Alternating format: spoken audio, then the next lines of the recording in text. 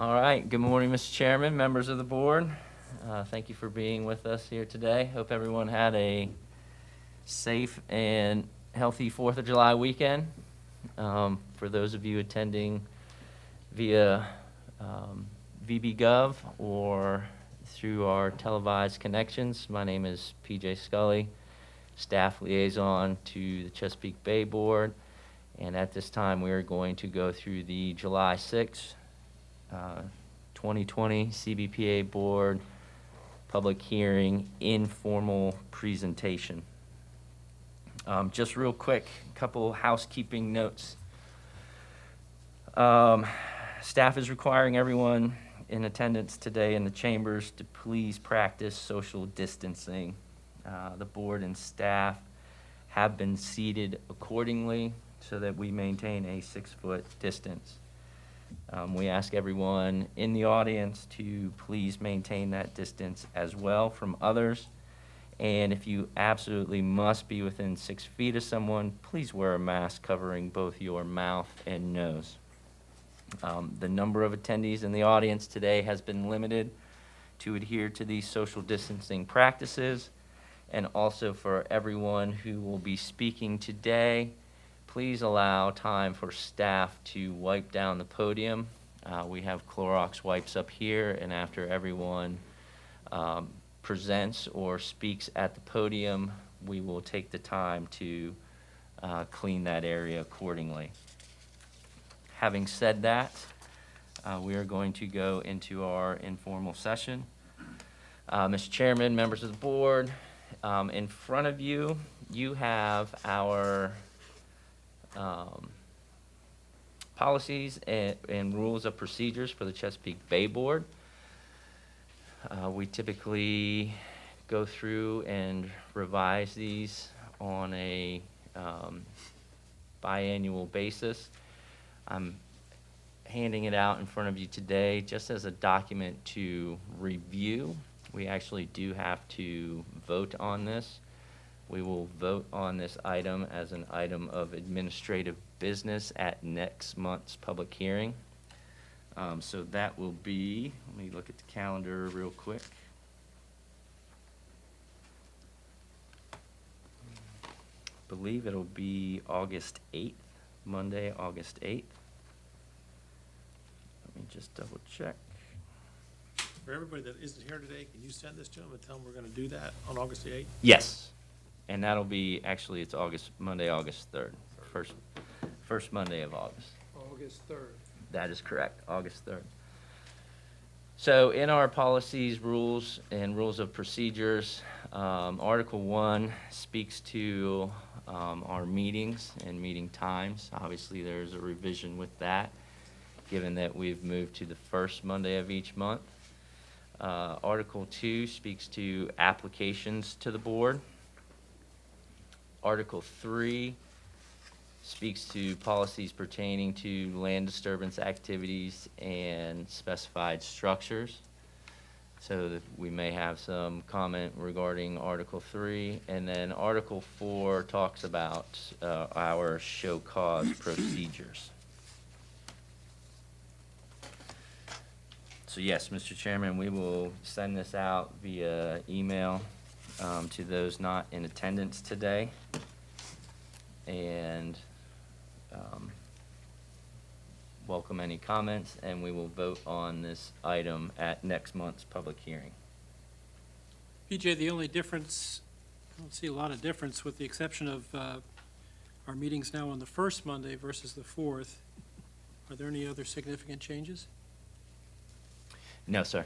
Okay. The last part looks like Article HI instead of Article 3.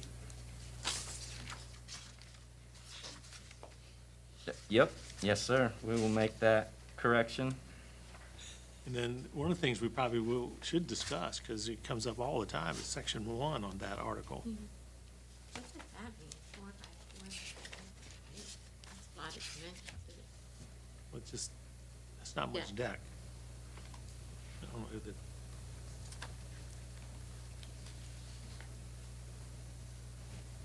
With regards to the pool deck and the size of that. Yes, sir. Yeah.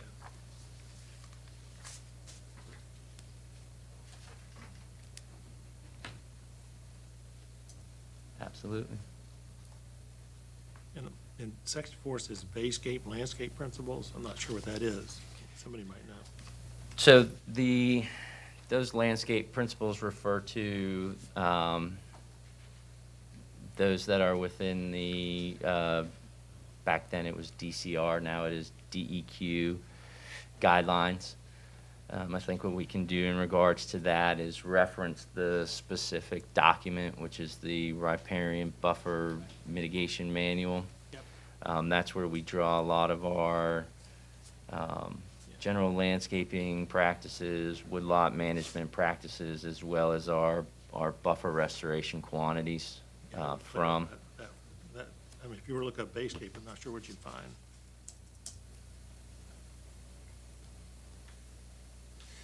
Okay. Okay, four.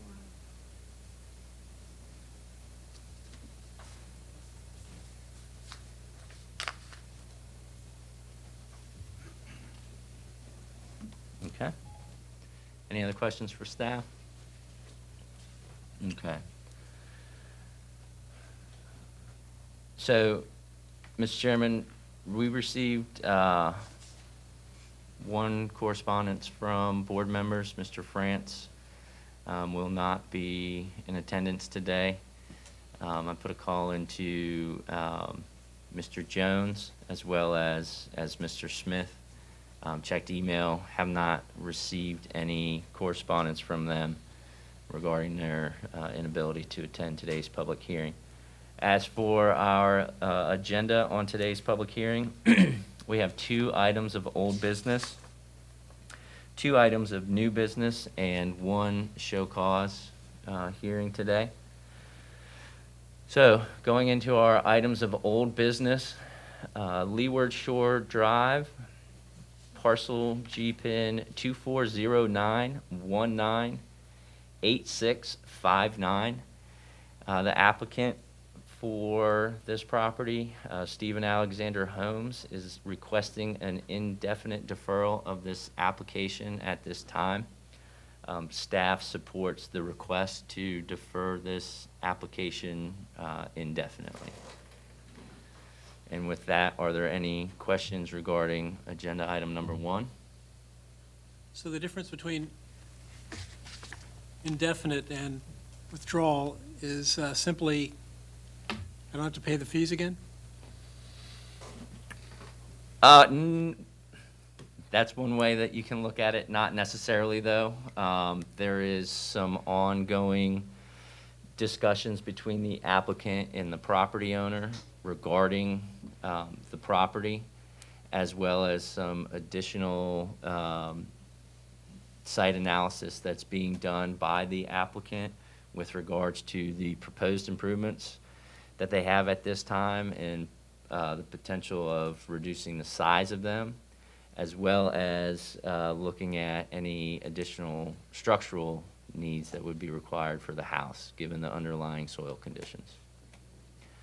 So, still working on a design, but at this time, with the design and what's going on between the applicant and the property owner, it's just an indefinite deferral. Okay. Any other questions regarding agenda item number 1?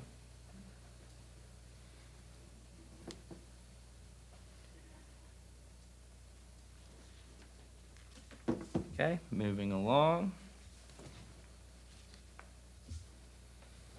Agenda item number 2, 409 Susan Constant Drive, applicant and property owner of Jeremy and Natalie Biggie.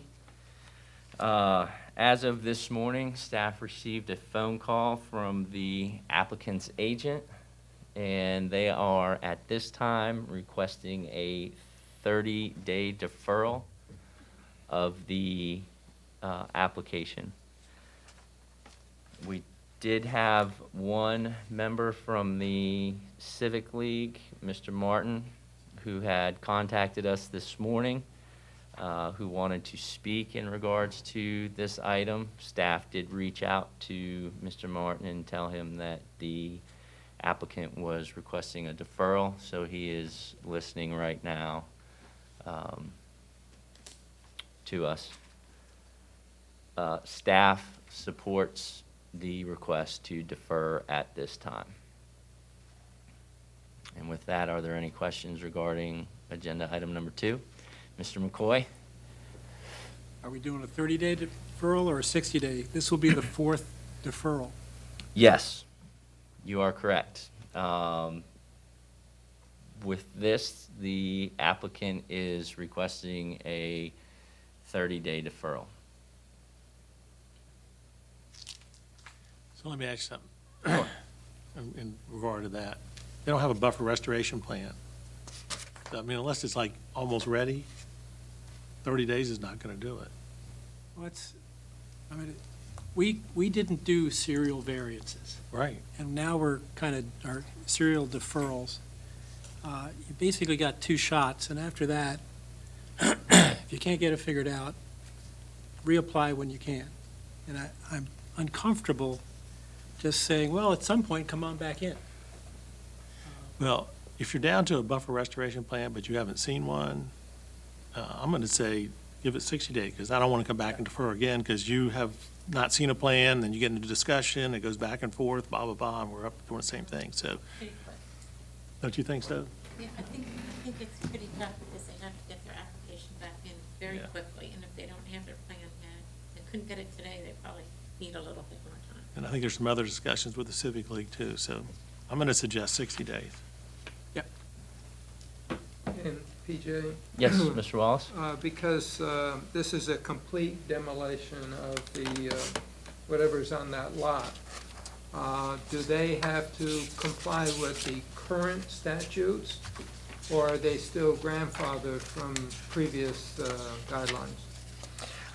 They would fall under when the lot was legally platted, and the plat date of the lot predates the adoption of the CBPA ordinance.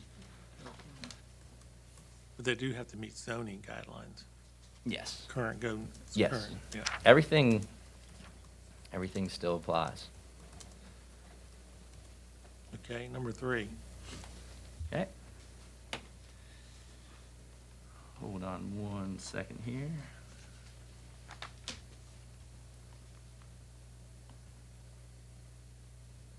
Agenda item number 3.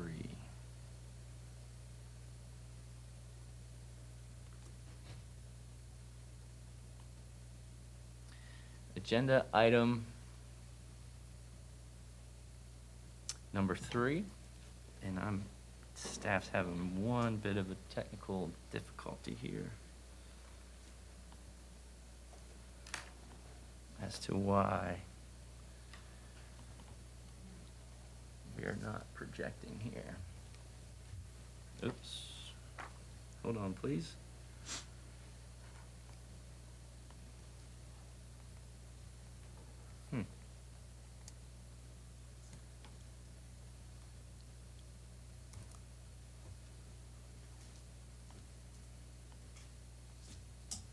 Here we go. Nope.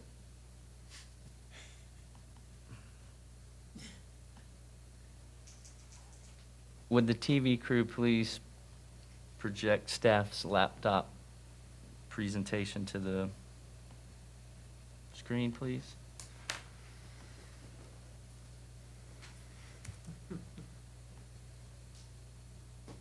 Here we go.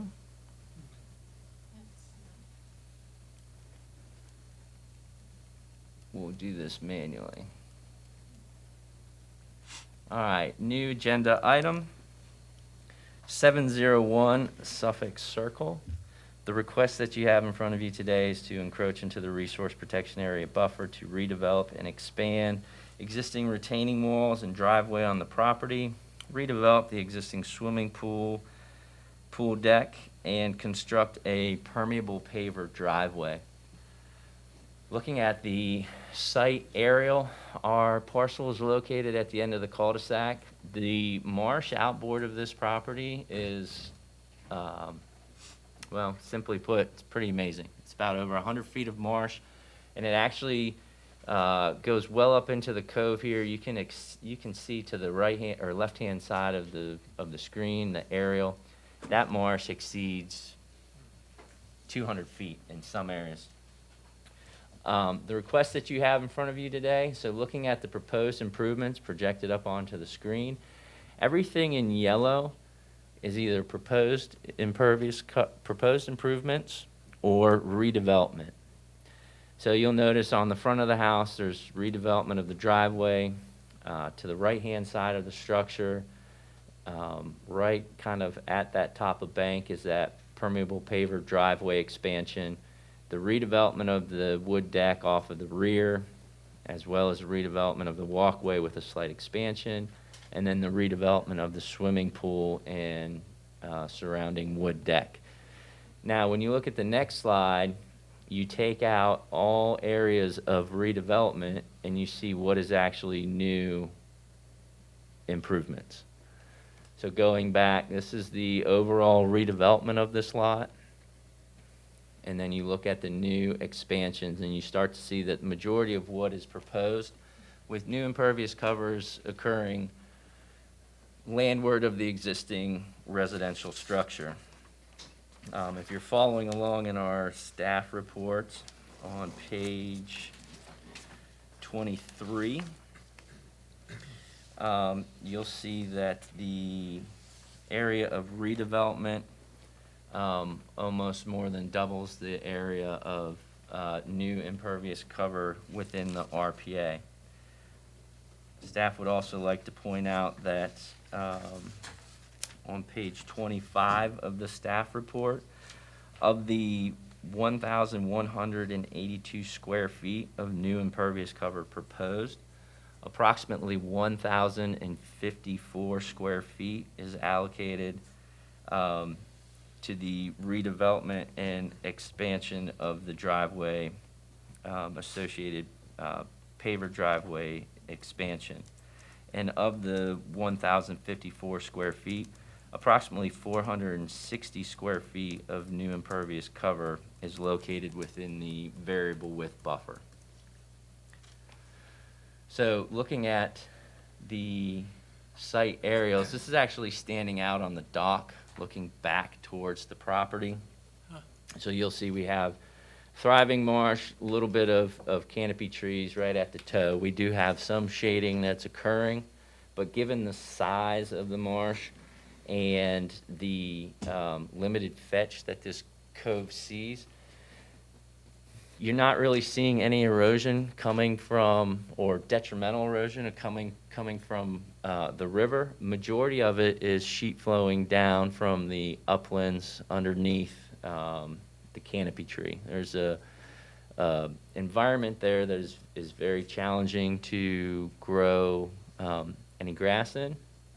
And you'll also note that with the development of this neighborhood back in the late 70s, some of the practices that occurred with the construction of retaining walls have just reached their life expectancy. And staff has some photos to take a look at that. But again, shot of the dock looking back towards the existing residence.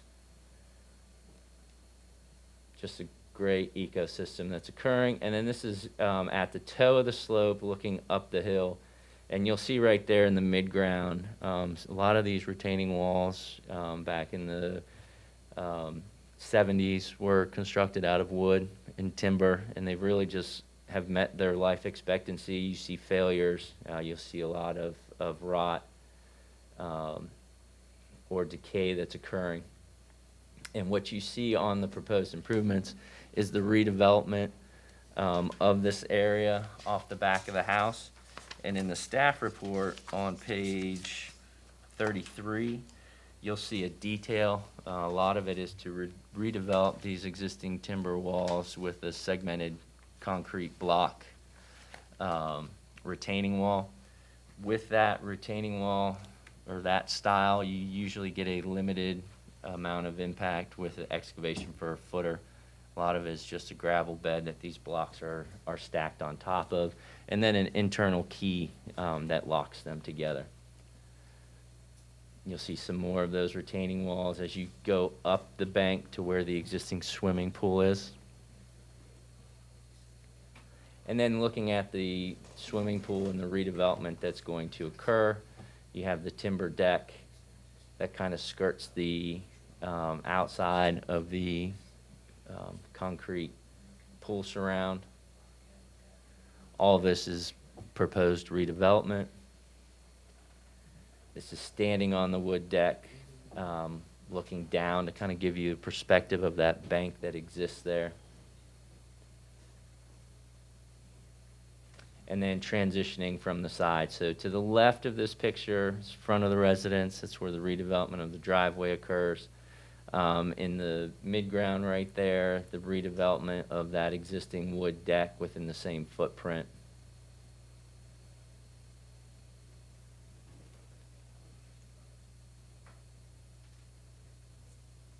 And with that, are there any questions for staff regarding agenda item number 3?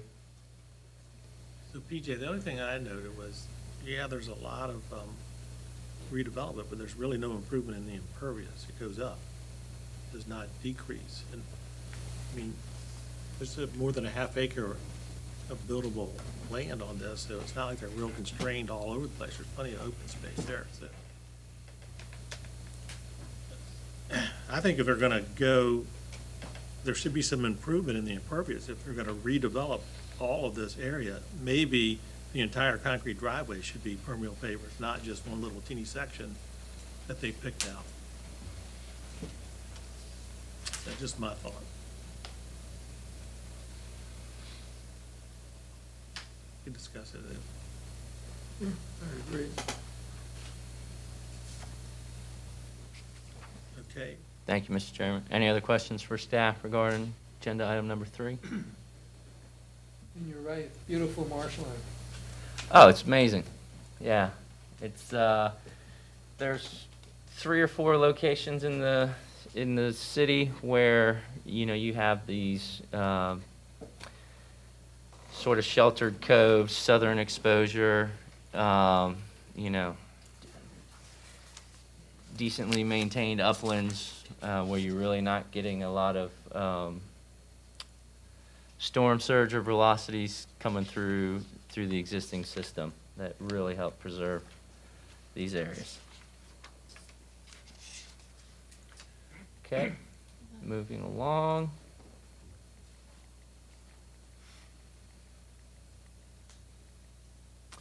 Agenda item number 4, 3121 Basin Road. The variance request you have in front of you today is to construct a swimming pool with associated pool surround. Looking at the site aerial, this is a very challenged lot. This is a very challenged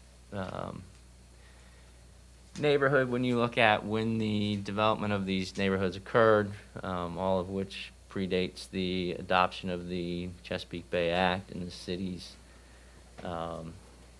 adoption of the Chesapeake Bay Ordinance. Very unique to Basin Road, as well as Breezy and Buccaneer, which also are these long linear peninsulas sort of at the northern end of Bay Island, is that you get 50-foot seaward buffers drawn from not only the rear yard, but as well as the front yard. And in this situation, you know, you look at this peninsula and the range of width that it has is anywhere from 70 feet at its narrowest point up near Basin Court to approximately 145 feet. Now, given the width of the peninsula, like I just mentioned, both the front and rear yards fall within the 50-foot seaward buffer. With this lot of the 12,043 square feet, of the lot that is above water, marsh, and wetlands. Approximately 7,600 feet is located within the 50-foot seaward buffer. So that draws from the front yard as well as the rear yard.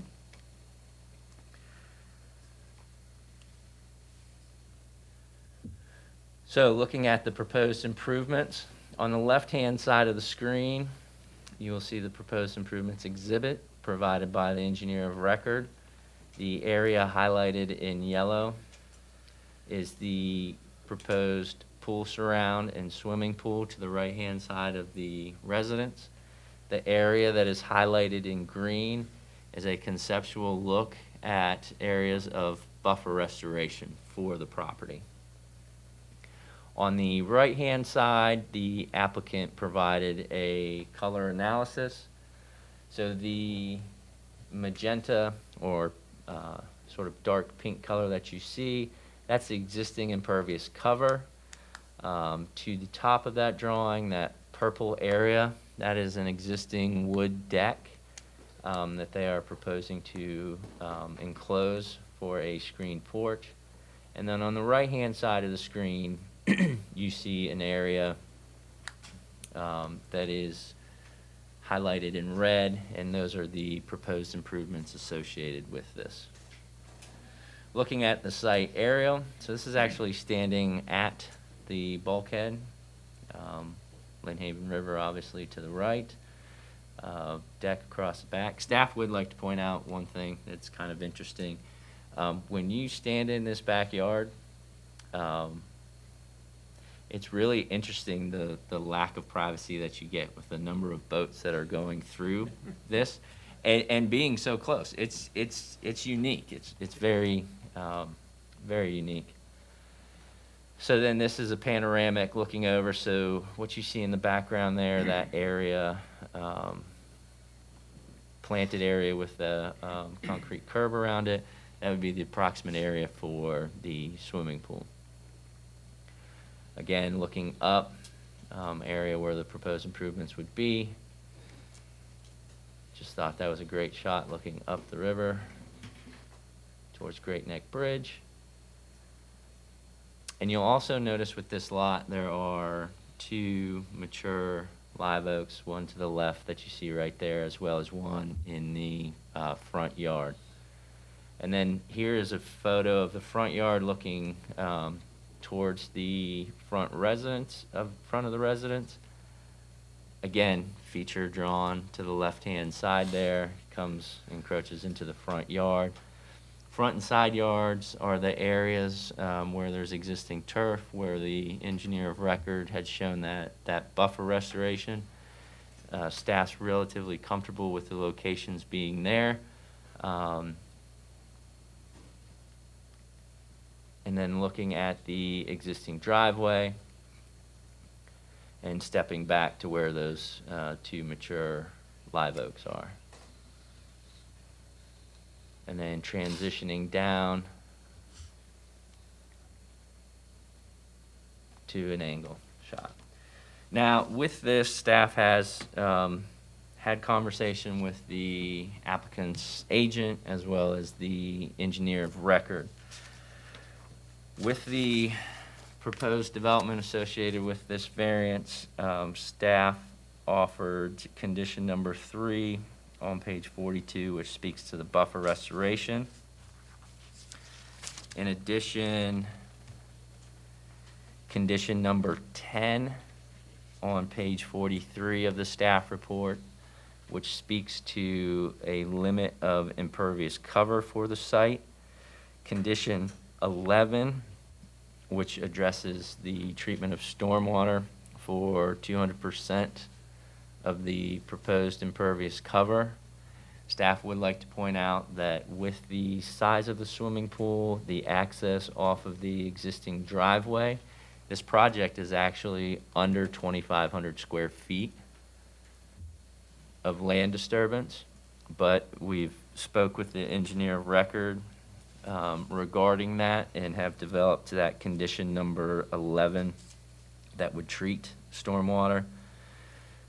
Given the proximity to the water and location of the improvements, condition number 12, which limits no perimeter fill outboard of the proposed improvements.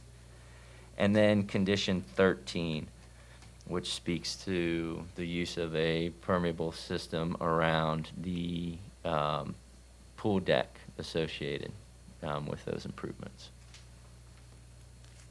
Gene, you thought this might be consent, considering all the things that they're doing? Well, I did, but I guess we need to know if the applicant agrees to all of them.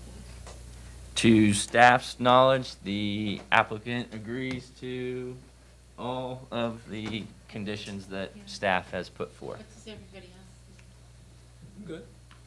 It's a lot of conditions, a lot of things they're doing that isn't necessary, and they, I mean, this is a really tough area to, Yes, challenging. that puts it down below, probably with impermeable favors, below 58%, which is not and 58, 45 to 58 is pretty common there, so I'm all right with that too. I also noted on the plan that their finished floor is sufficiently above the 100-year, which is something I always look at in this area. Which is great. Yeah. Okay. Who's my secretary today? Wayne? Not wearing the kilt? You got- Okay. All right, you got 2 deferrals and 1 consent. Yes.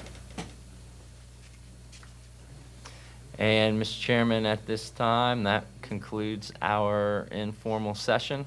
Item number 5 is an item of show cause, and staff will address that during the formal session. Okay, so I guess we'll take 10 minutes. Sounds great.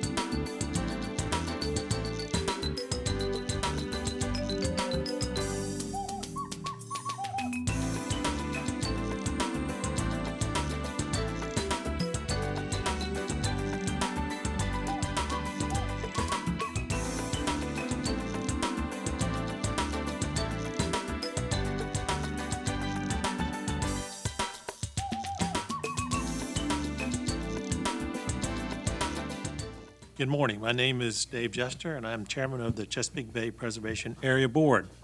Before I start the July 6, 2020 CBPA Board virtual public hearing, I will turn the meeting over to staff for opening remarks. Staff, the meeting is yours. Good morning, everyone, and thank you, Mr. Chairman, members of the Chesapeake Bay Preservation Area Board. For those of you participating today, my name is PJ Scully, and I am staff liaison to the Chesapeake Bay Board. Due to the current situation surrounding the coronavirus COVID-19 pandemic, today's meeting is being conducted electronically and in accordance with Virginia Code 2.2-3708.2, paragraph A, subparagraph 3. Virginia Code 15.2-1413, and the city's Continuity of Government Ordinance adopted March 31st, 2020, and Chapter 854 of the 2019 Acts of Assembly as amended. Also, please note today's meeting is being recorded. Regarding today's meeting, staff is requiring everyone attending in the chambers today to please practice social distancing. The board and staff is seated accordingly so that we will maintain 6 feet between each other. Everyone here, please maintain a distance of at least 6 feet from others. And if you absolutely must be within 6 feet of someone, you must wear a mask covering your mouth and nose. The number of attendees in the audience today has been limited to allow for the appropriate spacing, and seating in the chamber has been marked as such. For speakers that will approach the podium, staff will be sanitizing the surface of the podium between speakers. So please allow time for staff to walk to the podium. Once a speaker in the chamber has completed their comments for the day, you may exit to the door to the left. And if everyone would please look over there right now, you'll see a door that says exit only. You may exit out of that door and it'll take you directly into the hallway. If you wish to watch the remainder of the public hearing, there are televisions located in several locations within the building. To accommodate those that prefer to speak via electronic means, staff has opened the registration. Mr. Chairman, we do not have anyone speaking virtually today for the public hearing. Staff would like to let everyone know that all votes and the roll call will be taken verbally, and staff will be calling upon members of the CBPA board by alphabetical order of their last name for today's vote. At the conclusion of the public hearing, the CBPA chair will move to close the public hearing, and the chair will ask for a motion and a second amongst board members to do so. Mr. Chairman, members of the CBPA board, are there any questions at this time regarding the process for today's public hearing? Having none, I say thank you, and Chairman Jester, the public hearing is now yours. Thank you, PJ. So, once again, welcome to the July 6th public hearing for the Chesapeake Bay Preservation Area Board. If you have a cell phone, please turn them off or to vibrate so as not to disturb the meeting.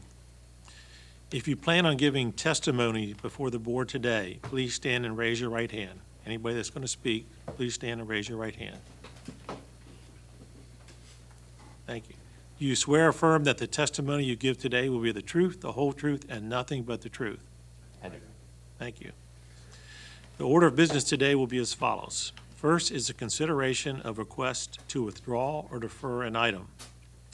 If you wish to oppose the deferral of an item, please come forward at the time the item asked to be deferred and make your opposition known. However, speak only to the matter of the deferral and not to the merits of the item. Next is the consent agenda. These are items that the board looks favorably upon and are without opposition. If you wish to speak to an item on the consent agenda, please come forward when the item is called. If there is opposition to an item on the consent agenda, it will be moved to the regular agenda to be heard in its normal order. Consent items will be voted upon as a block and will not be brought up again for further consideration. Next are the regular agenda items. These items will proceed in the following manner. Statements by the applicant or agent and proponents, statements by any opponents, rebuttal by the applicant or agent, and deliberation and disposition of the application. During board deliberation, there will be no further public comment unless a question is asked by the board. The board would remind all participants that the applicant is limited to 10 minutes and all other comments are limited to 3 minutes each. Staff will be timing presentations, and we would ask you to pay attention to the notice from staff when your time is up. Lastly, the board will hear show cause and restoration items. Please note that any action of the board today may be appealed to the Virginia Beach Circuit Court within 30 days. The board may take a lunch break from 12 to 12:30. Don't anticipate that today. Finally, all fees payable to the City of Virginia Beach for an application must be paid for an application to be considered complete. The first item before us today is the approval of the minutes from the June 22nd board meeting. Are there any additions or corrections to the minutes? I'll make a motion to approve. A second.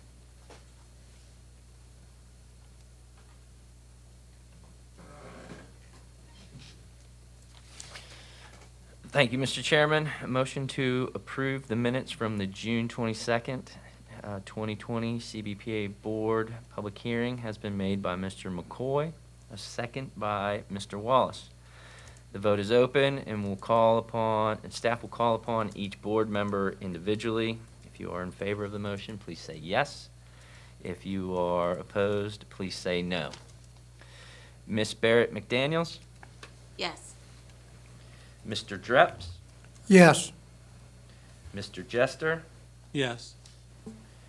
Mr. McCoy? Yes. Mr. Steyer? Yes. And Mr. Wallace? Yes.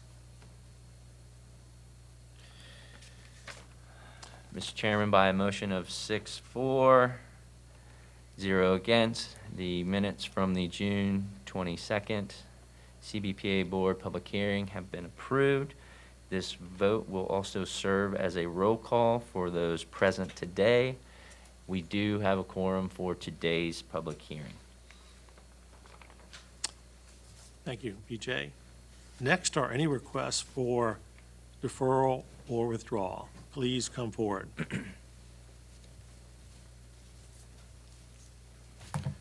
Thank you, Mr. Chairman. Ladies and gentlemen of the Chesapeake Bay Board, for the record, Billy Garrington on behalf of the applicant.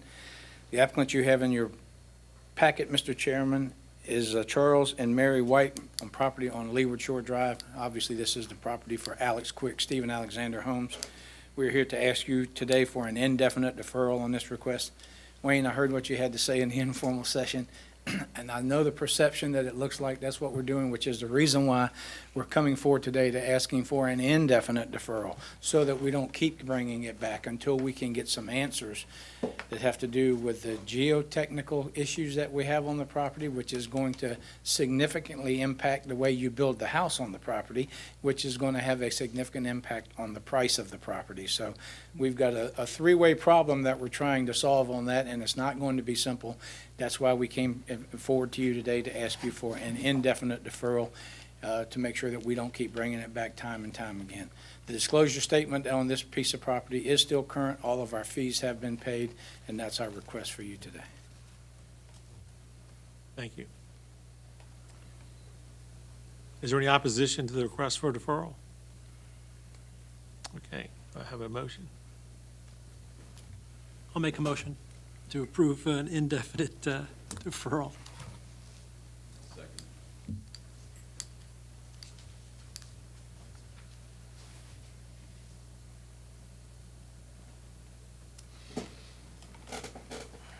Thank you, Mr. Chairman, members of the board. hearing a motion to defer the application at Leeward Shore Drive. Parcel G pin 2409198659 has been made by Mr. McCoy, a second by Mr. Steyer. The vote is open, and staff will call on each board member individually. If you are in favor of this motion to defer the application indefinitely, please say yes. If you are opposed, please say no. Ms. Barrett McDaniels? Yes. Mr. Dreps? Yes. Mr. Jester? Yes. Mr. McCoy? Yes? Mr. Steyer? Yes. And Mr. Wallace? Yes. Mr. Chairman, members of the board, by a vote of 6-4, 0 against, the motion to indefinitely defer the variance request of Leeward Shore Drive, parcel GPIN 2409198659 has been approved. Okay, read the next request.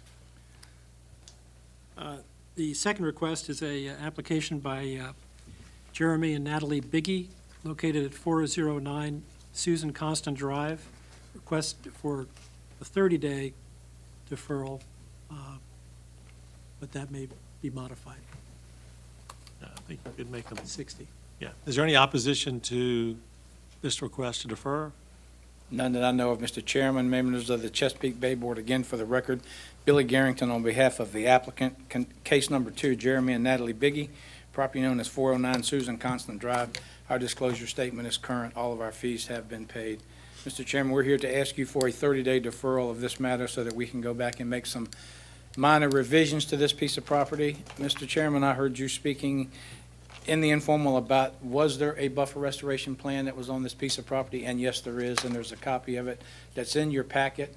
I think the ultimate change that you see here will be the accessory structures will get shrunk in size so that they meet the zoning code of the 20% of the main living area of the existing residence. So this should have been taken care of before now. I apologize that it wasn't. The gentleman with the Civic League should have been contacted before now, and apparently he was not. So I apologize for those 2 oversights, but we think we can do everything that we need and be back in front of you with just a 30-day deferral. But I am also smart enough to know that you are the one that is driving that bus, not me. So we're going to get on and get off when you tell us to. So we're here to ask you for a 30-day deferral, and we feel confident that we can comply with that. Well, I'm not making a motion if anybody Oh, we wants need, to. I think there might be opposition.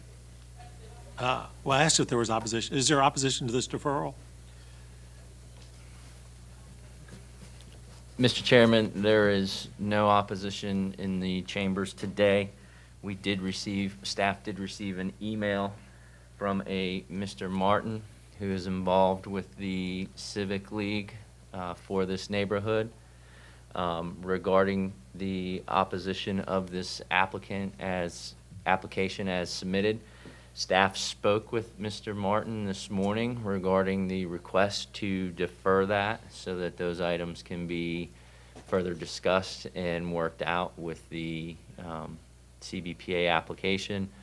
And he was thankful to staff and said he looks forward to seeing a revised application regarding this project.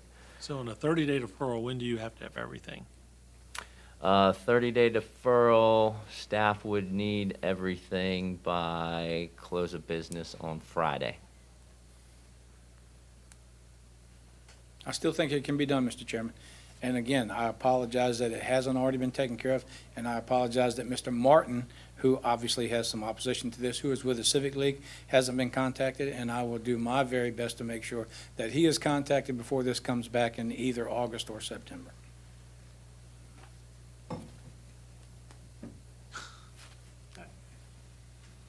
I'll make a motion. I make a motion to defer for 30 days.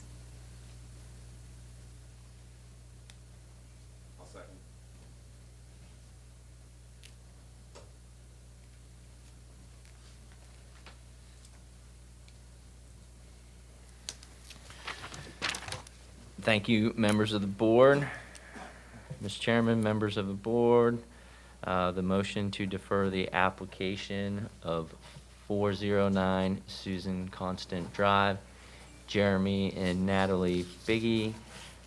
A motion has been made by Mrs. Barrett McDaniels, a second by Mr. Steyer. The vote is open, and staff will call upon each of you individually. If you are in favor of the motion to defer for 30 days, please say yes. If you are opposed, please say no. Ms. Barrett McDaniels? Yes. Mr. Dreps? Yes. Mr. Jester? Yes. Mr. McCoy? No? Mr. Steyer? Yes. Mr. Wallace? No.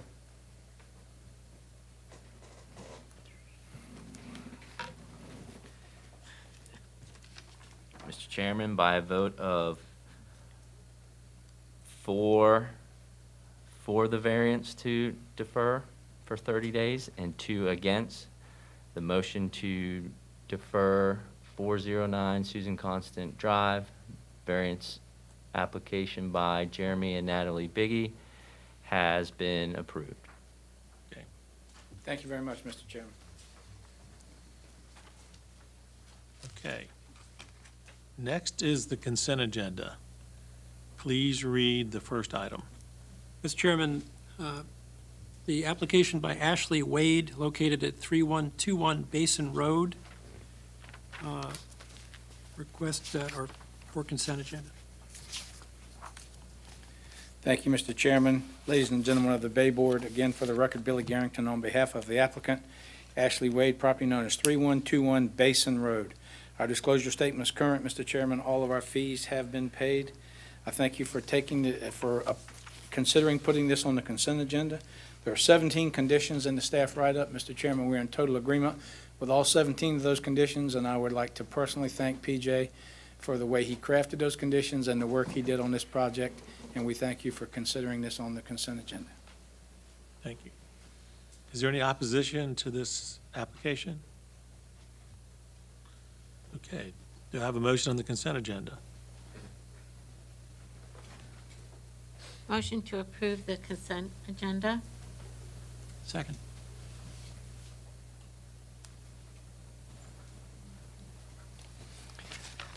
Thank you, Mr. Chairman, members of the board. A motion to approve the application of 3121 Basin Road, Ashley H. Wade, on the consent agenda has been made by Ms. Barrett McDaniels and seconded by Mr. McCoy.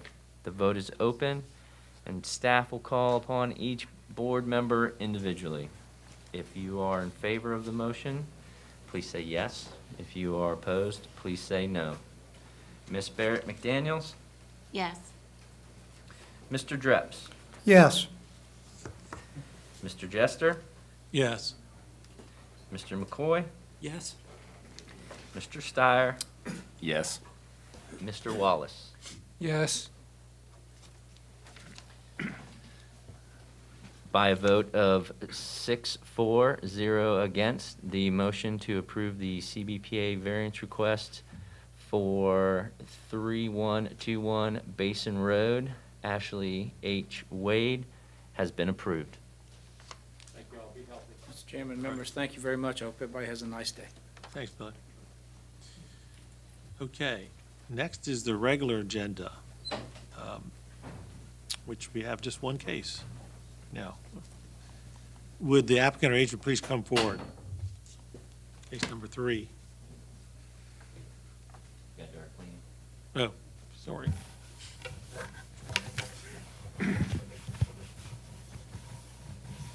Billy pleaded himself. He was up there the whole time. That's right. Can't trust him.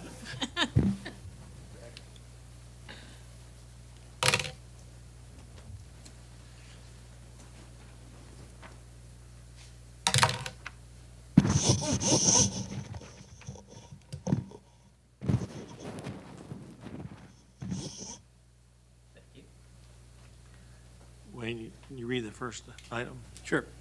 This is an application by William and Maureen Keller, located at 701 Suffolk Circle. Good morning. I am William Keller, the owner of 701 Suffolk Circle. Mr. Keller, have your fees and disclosure statements current? They are. Okay.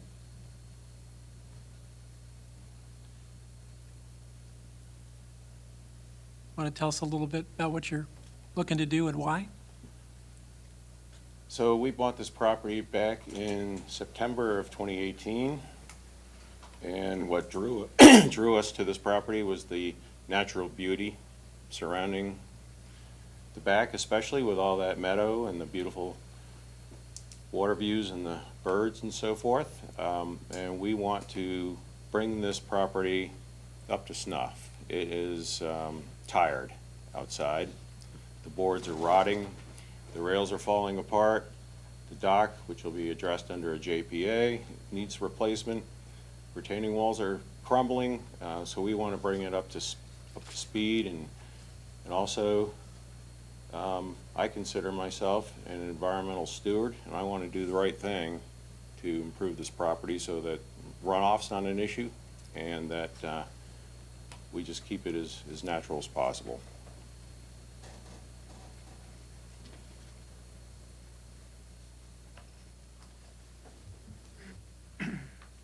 Okay, well, we're glad you're going to try and make some improvements. During the informal, I brought up a point that, actually we're increasing the impervious, so, and we're already starting out above the threshold that we have. So to me, if you really want to do this correctly, the entire concrete driveway should be permeable pavers, not just one section of new. And you might come out pretty close to a net zero, which would be better for the environment. So I will tell you that I was advised upon submitting this application to put everything, including the kitchen sink, into the application that could cover a 10-year period and just make sure that, we didn't come up with anything we might want down the road. We tried to put everything in this application. It's a little overboard, I would agree. My wife and I have been talking about where we can cut back on some of these impervious areas already, and we're going to try to do that. That permeable paver section that's shown currently, I don't feel we need it all, quite frankly. So I'm willing to just out of hand give that up, because it's really, the driveway does need to be a little wider and maybe not quite as wide as what's shown here. We also are taking all the roof leaders and getting that runoff piped to the BMPs, which I think is a proper move here. You see that corner in the back part of the pool deck? We want to trim that slightly and actually reduce the area of the pool deck. So, just a quick conversation I had with PJ. He sounded like, when we talk through the details here and get the site plan developed, we can come to less impervious area overall, without a doubt, and that's my goal. Obviously, anything I can do to reduce cost is a good thing as well.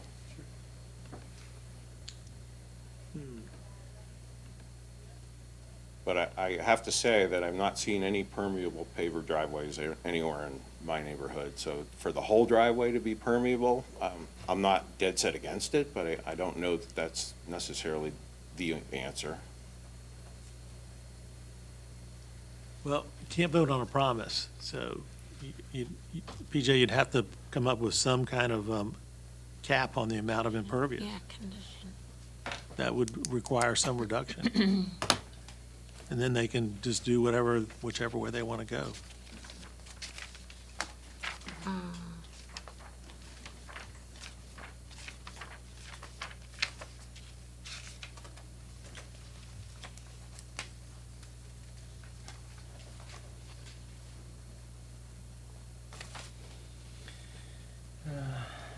We can work on that real quick.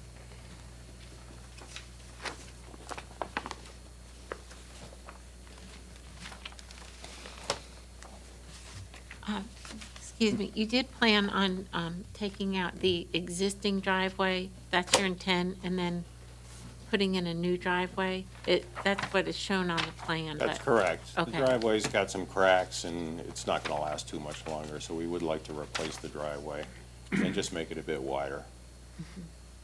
So we can park a car to the side of the actual garage. So instead of concrete driveway, do you think that you can accept utilization of pavers for the driveway? And you mean permeable pavers? Right. It's something we discuss.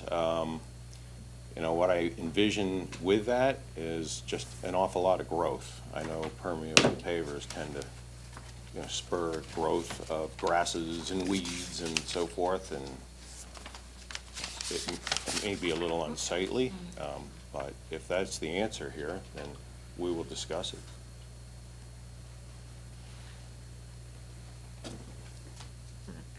percent.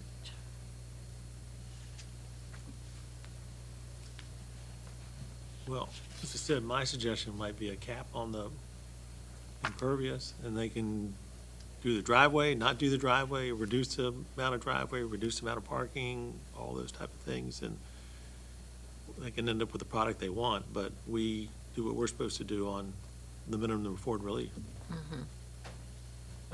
Count on PJ to maybe give us a number. Yes, sir, Mr. Chairman, working on that right now. Of course, I can't make a motion, Wayne. I understand. Yeah. That's one of the reasons I hated being chairman. And you had to be nice. Well, that's one idea. Trying to give you what you want with the most flexibility, but it cannot go this much over our threshold. I wonder if we could say anything over the existing would be pavers or something like that, or, that's an awful lot, though. That's a lot. That's 1,000 square feet on ours. 1,182 square feet. Yeah. What you got, PJ? So, Mr. Chairman, members of the board, having heard that and having heard testimony from Mr. Keller, if we looked at that area where the proposed pavers are shown, and removed that area, that would take the overall impervious cover down to 38%. In addition to that, staff would like to go back to the presentation real quick and look at all of the proposed improvements. As mentioned in the informal session, what you see up there is both redevelopment and new improvements proposed. And if you're watching the screen, you will see that when you take out the areas of redevelopment, what you see in yellow are all of the new improvements.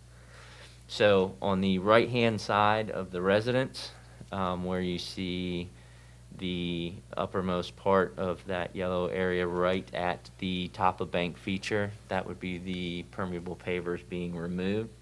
So then we would be looking at the expansion of the driveway occurring a portion in the upper reach of the 50-foot landward, as well as the majority of it in the variable width buffer. When you look at the aerial, as well as the age of this neighborhood, this neighborhood does predate our stormwater ordinance. So everything that you see at the front of the property, which would be the driveway, essentially sheet flows down into the cul-de-sac, through the gutter pan, and then discharges into the adjacent marsh. With Mr. Keller making a statement regarding the connection or picking up all of the downspouts for the residents and taking them to the BMPs, In the past, you all have worked on or have conditioned that when the driveway gets redeveloped at the right-of-way, that a trench drain be installed and that the trench drain discharges into a BMP size to accommodate the runoff of the driveway. So that could also be an alternative for a property owner who is a steward of the environment and looking to do that. It would just be when the driveway gets redeveloped. We could condition the use of a trench drain as well as an alternative. Doesn't look like he has a lot of space for that, though, because he's got shrubs right at the corner. He has very little right-of-way, so hard to put a trench drain at the bottom of the driveway and still have space for that. PJ, how much is so you got 1,182 feet of all new stuff? Yes. Okay. Which, let me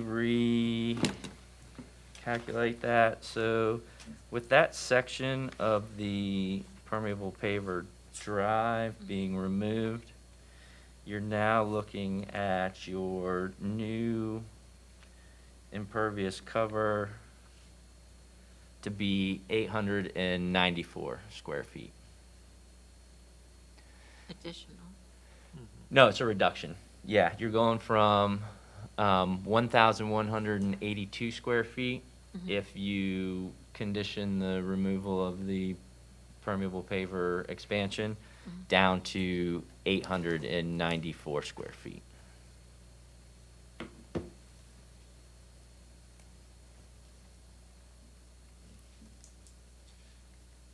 When he redoes retaining walls, that's going to increase some impervious because they're going to be thicker, wider, or out of concrete or something of that nature, right? So you need some flexibility on that.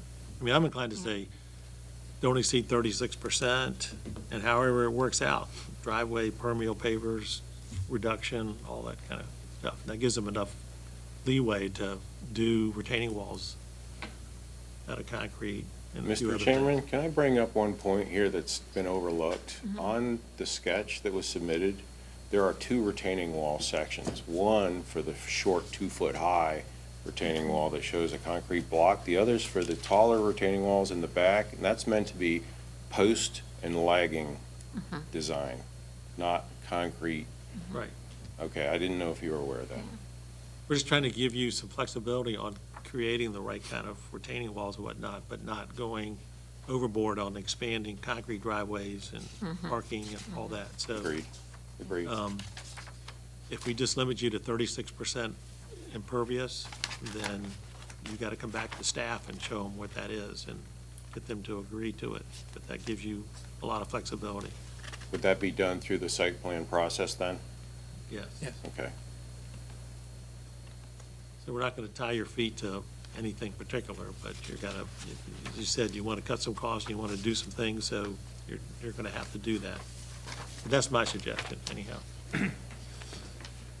And I like the idea that he's astute to the environment. Right. It could be anything, whatever the staff says, yes, meets that, pretty much that 36% impervious level. Now, may I ask, when you're saying 36%, say he was willing to do the whole driveway as pervious pavers. So under our ordinance, that's actually included as impervious area in terms of buffer calculations and everything else. But if he were to substitute pervious pavers for that, would that still allow him to go over the 36, or you're just saying 36 strictly? Just 36. 36, okay. But that's just my suggestion. I Yeah, think it's that's a good suggestion because it gives them the flexibility.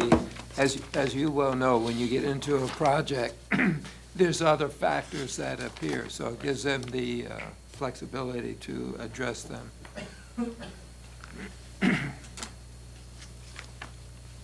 So we'd add that as a condition. That's just my suggestion, you guys. You guys have to make a motion.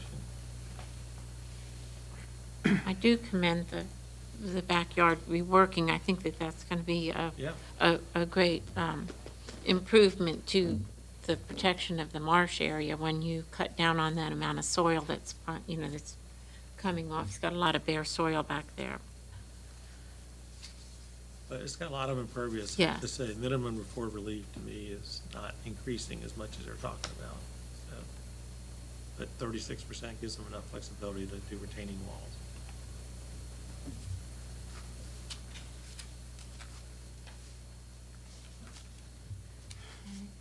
Anybody? I just hate reading that. I'll make a motion. Super. Okay. I hate reading all that crap. I move that the variance of William and Maureen Keller located at 701 Suffolk Circle be granted with the 17 reasonable and appropriate conditions, including number 17, that limits the impervious area of the site to 36%, and offered towards preventing the variance from causing or contributing to a degradation of water quality as provided in the staff report, based on the following findings as required in Section 110H of the CBPA ordinance. Number one, the applicant provides that the subdivision was recorded many years prior to the adoption of the Bay Act, and as a result, every waterfront home is significantly impacted by the ordinance. Since the enactment in 1991, numerous homes have made similar variance requests and have been granted, so the approval of this request will in no way confer any special privilege to the current owners. The board concurs and is of the opinion, as stated above, that the redevelopment of the lot is comparable in character to proposals to redevelop a lot that was constructed in the early 1970s and is specifically consistent with other redevelopment projects in the vicinity of this lot.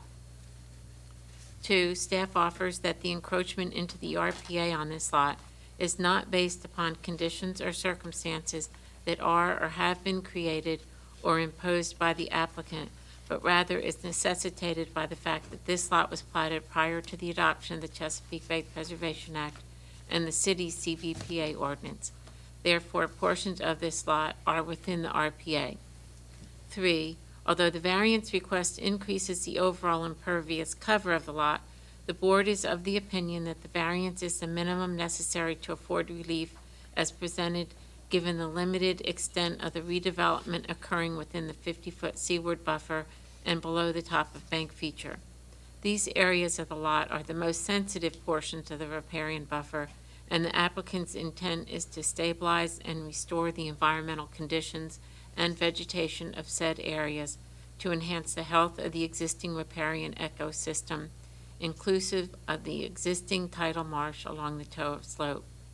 4, the board offers that the proposed improvements offer an enhancement to stormwater management, will improve water quality with the potential to reduce stormwater runoff velocities from upland improvements, and will promote the infiltration of rainwater with the proper selection of vegetation associated with the mitigation initiatives within the 100-foot RPA buffer, especially understory and shrub woody vegetation, and all contributions towards preventing the sediment and nutrient conveyance into the adjacent waterway. 5, strict erosion and sediment control measures do more to halt non-point source pollution. Stockpiling materials on existing hard surfaces, single-point access way, and revegetating any denuded areas all help to limit pollution from entering the adjacent waterways. The board concurs that the construction sequencing for installing the proposed improvements and diligent management of erosion and sediment control measures during all construction activities contributes significantly towards limiting additional non-point source pollution load from entering the waterway.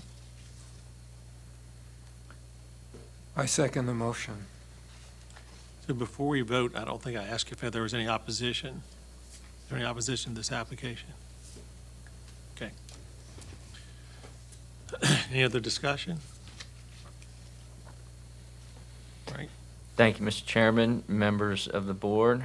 A motion to approve the variance request at 701 Suffolk Circle for William and Maureen Keller has been made by Ms. Barrett McDaniels, a second by Mr. Wallace. The vote is open, and staff will call upon each member individually.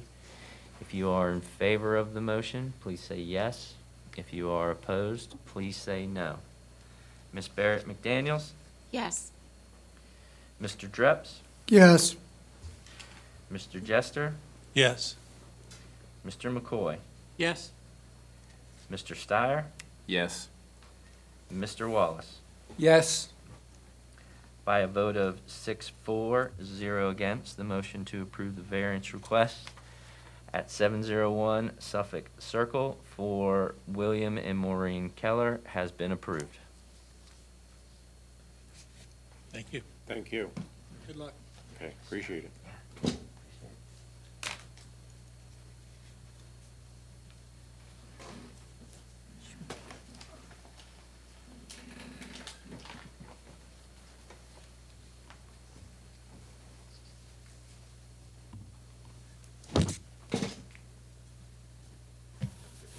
Thank you, you too. I'll be in touch.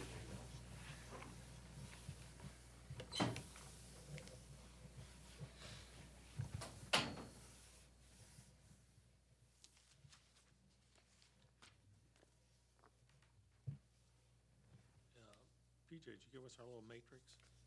Yes, on the back? back side. For the motions? I guess. I have one right here. I got it right here. I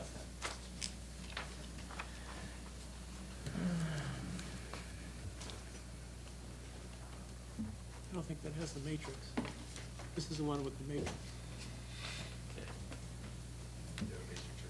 Yeah. There you go. There you go.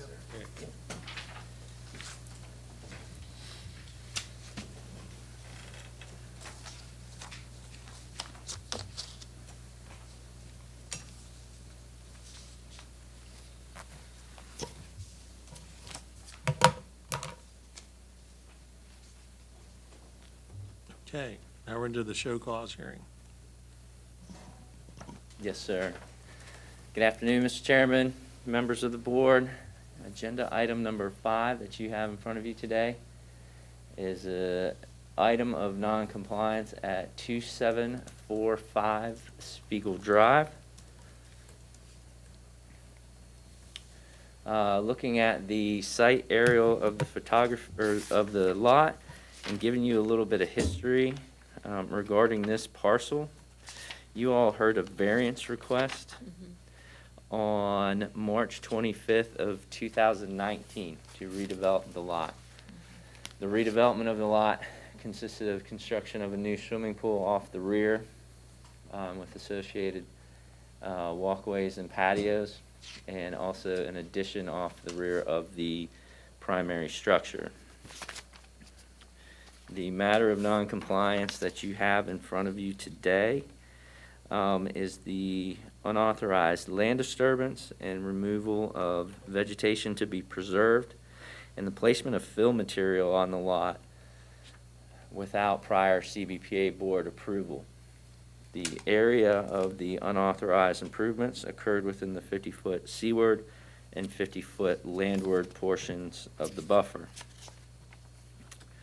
Going back to the CBPA variance, what you saw in 2019 was the image on the right-hand side where you see the addition off of the primary structure as well as the swimming pool and associated patio areas.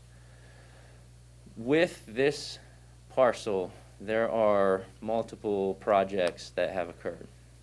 There was the CBPA variance for the improvements off of the rear of the property, which you all saw, as well as a joint permit application for a new pier, as well as a living shoreline off of the property.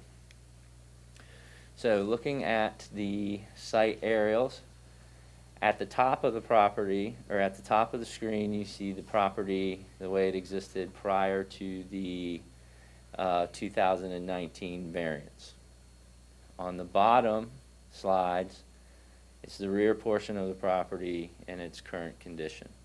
Staff's going to give you a little bit of history in regards to why this matter of noncompliance is in front of you here today. If you look at the chronology in the staff report, starting on page 55, staff received an inquiry from the Virginia Marine Resource Commission regarding an anonymous complaint back in March of 2000. And that dealt with the living shoreline portion of this property. What you have, you'll see the natural condition of the shoreline right now. When the applicants were first looking at this property, their desire was to harden the shoreline. In lieu of hardening the shoreline, they did what's called a rock toe revetment or sill outboard of that. So essentially you have a little riprap toe that's out in the waterway, living shoreline constructed behind it. It's actually the preferred method when hardening a shoreline in this area. Also, given the location of this lot, there is a pretty significant amount of fetch in this area. So to go with the marsh toe revetment here, like I said, from staff's perspective, it's a preferred choice, and also a little bit of compliment to the property owners for using that hardening method given the fetch that we have in the area.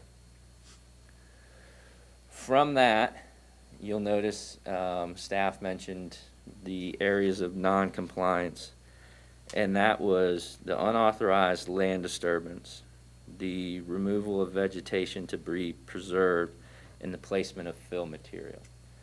So going back to that living shoreline and the placement of fill material, majority of that fill material that was placed in the RPA was dealing with the construction of the living shoreline.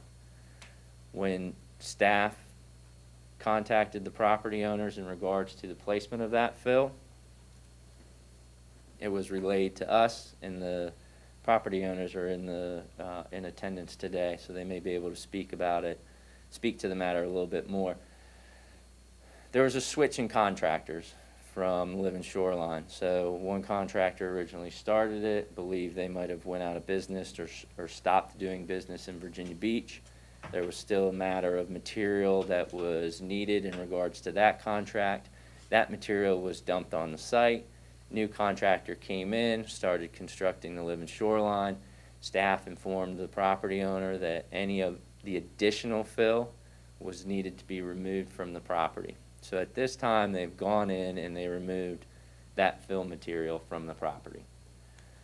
Staff would also like to bring to your attention that all of this was occurring just as the pandemic was starting to ramp up and we were essentially working from home. We weren't having any public hearings being conducted at that time. It was staff's decision to bring all show causes to the board at this time. We didn't feel it was appropriate for board members nor property owners to have the show cause hearing done electronically through WebEx. Staff's opinion, matters of this need to be deliberated and in an environment that we have here today. So, next item, if you're following along on the staff report,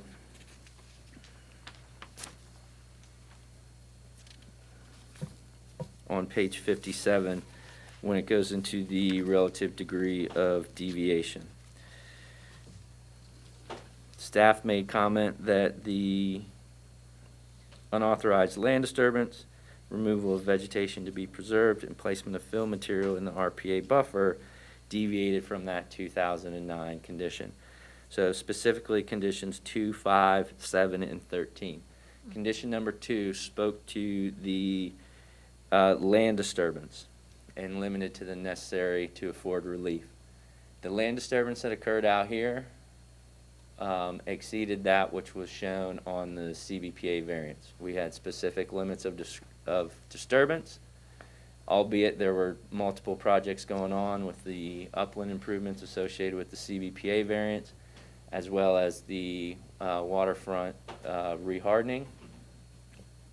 So staff went out there and said, listen, we need to bring the site back into compliance with the reestablishment of the land disturbance and limits of construction. Condition number 5 also speaks to the construction limits associated with the CBPA variance. So that was a clarification out in the field of, you have the upland improvements that are occurring that have a separate limits of construction, and you have those that are occurring at the shoreline that have another limits of construction. Doesn't mean that the area in between can be disturbed. However, in this situation, those areas were. So it was put your silt fence up as needed and restore that area and make sure that it is stabilized. Because again, we were dealing with the months of April and May, as well as, well, no, April and May when we weren't having any public hearings. The other part was condition number 7, for all the trees to be removed outboard of the limits of construction, or all trees to be preserved outboard the limits of construction. There were several trees outboard of the limits of construction that were removed. Staff said with those outboard of it, you have to mitigate.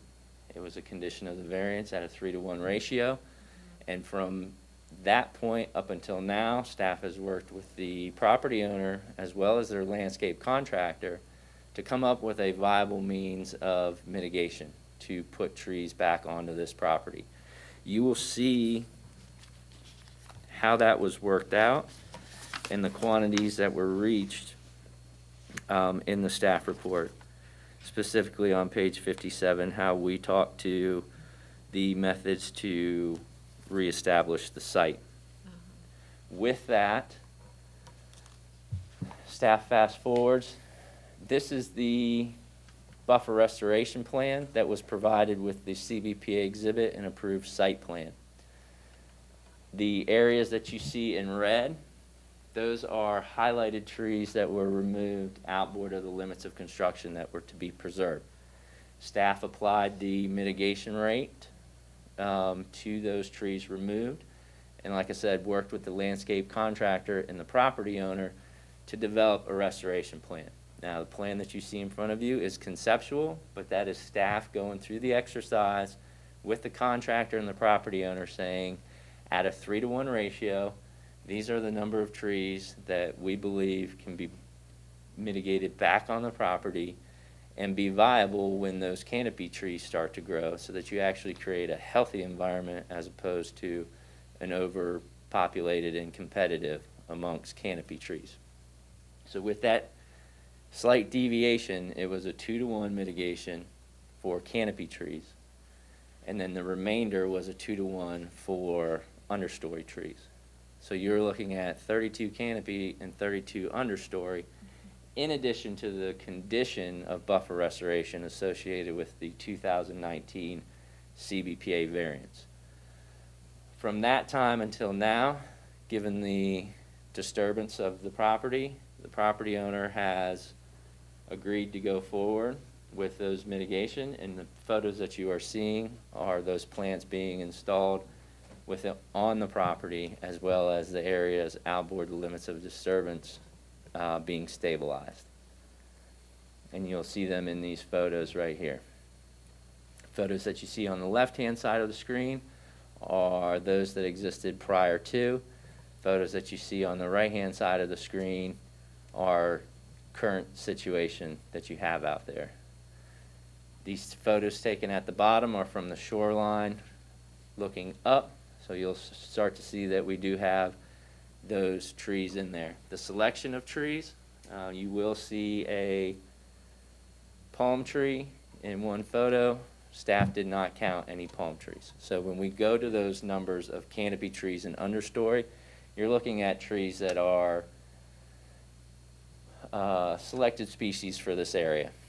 We have live oaks, we have black gums, we have river birches, all trees and species that can survive, that can take on the exposure that it has on this property, as well as the environmental conditions of water and drought.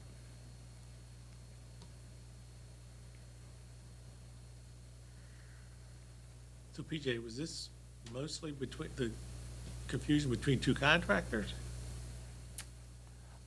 Yes, I think there was several contractors out there.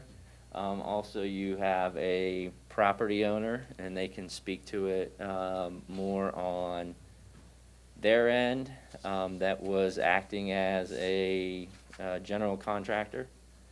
And then you bring in the condition that everybody was in, giving the pandemic, and you have business owners that were, I mean, the spectrum of what everybody dealt with in just normal day life from the month of March to, heck, even where we're at right now, has been a challenge. So yes, you had multiple contractors working out there.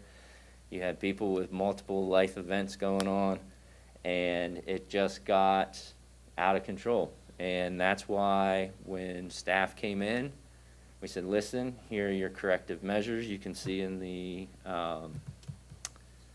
chronology what we had sent to them, numerous site visits saying, okay, we need to make sure, you know, you're adhering to your limits here, and then moving forward, given the vegetation that was removed, moving forward prior to coming to the board with restoration measures and saying, listen, we need to get this site stabilized, and we need to get these mitigation practices back into place.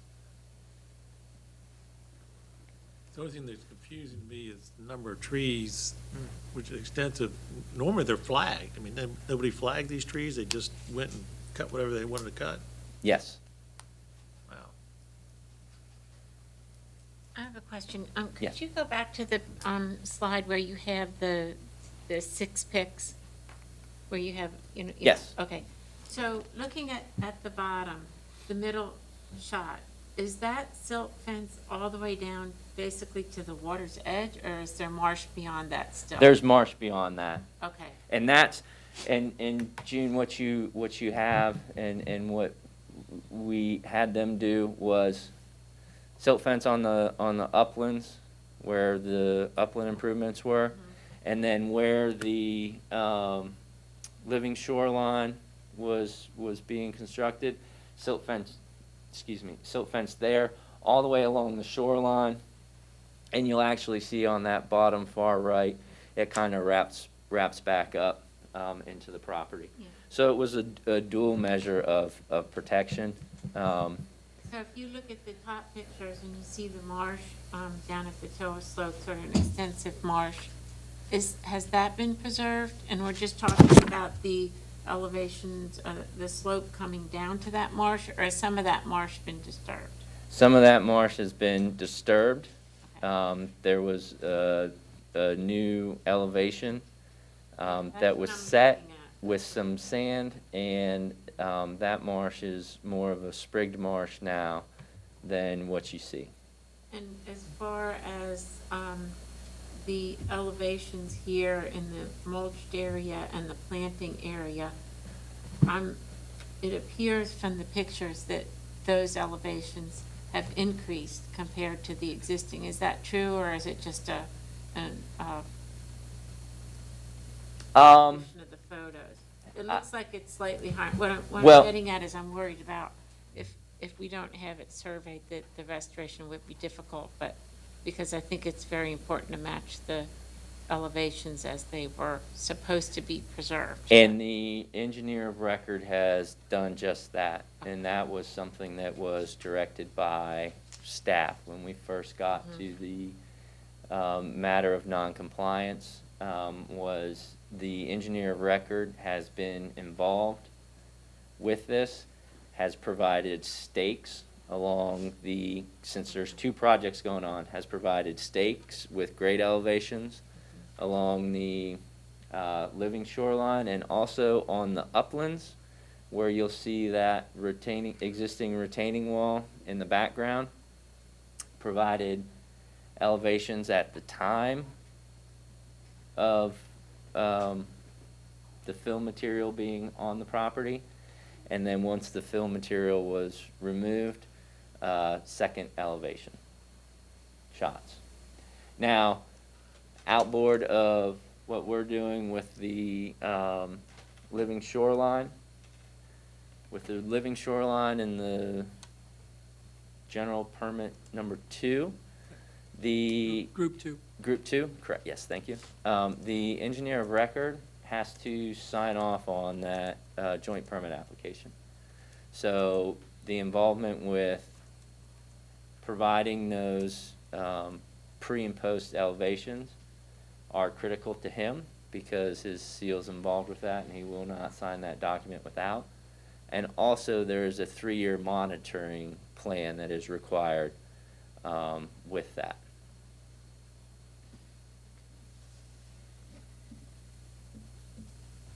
BJ, the current owner was also the applicant on the 2019 Yes, sir. application? Okay. Yes, so sir. they're aware. And having done a bunch of living shorelines, I guess I'm a little confused why they would dump, maybe I'm misunderstanding, why they would dump sand landward of the rock sill when it's an existing marsh. Usually, when you supplement behind, it's because you have to raise the elevation to the existing elevation of the marsh and then sprig it rather than putting it on existing marsh. So- Am I misunderstanding that? Let me see if I can answer this without stepping too far outboard. So they needed the, is it 8 feet of marsh to be within the requirements of the general permit. So you got the riprap sill out in the water column, but grades weren't there to support the vegetation because we have a good, decent little drop off. So sand dropped on the uplands because the construction was occurring via the uplands, and brought down to fill from the existing elevation of the marsh seaward. Okay. 'Cause so behind the- Bill was in the upland, not on the marsh.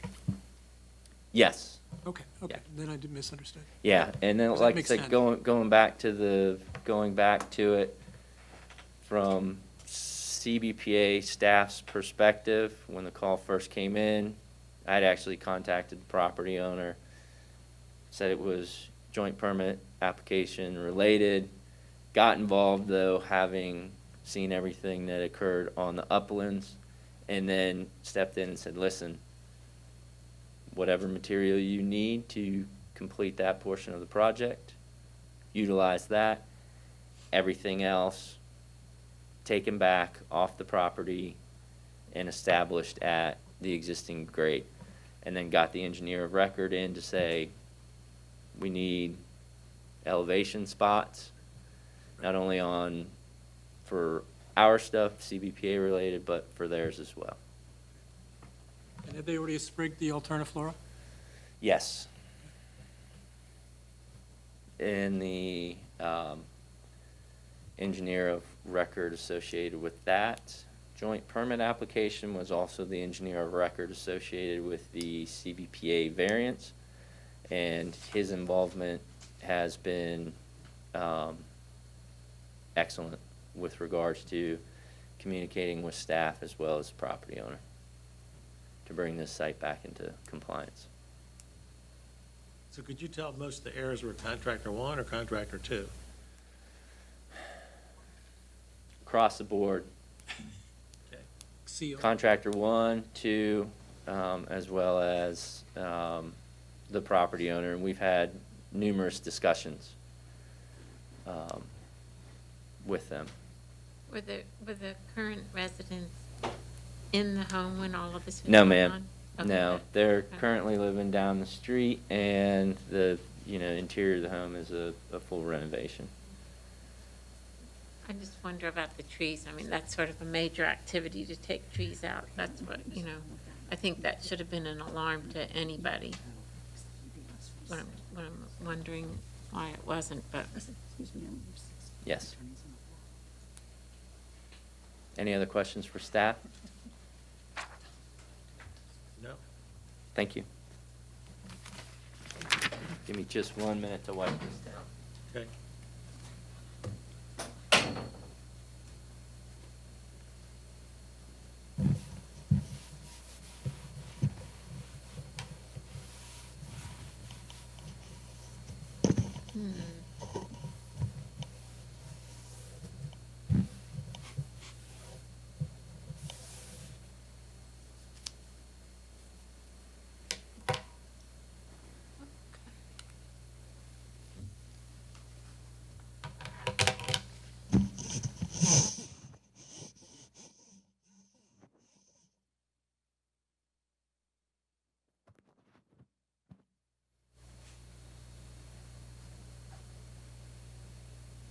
So the applicant, you guys want to come tell us your story?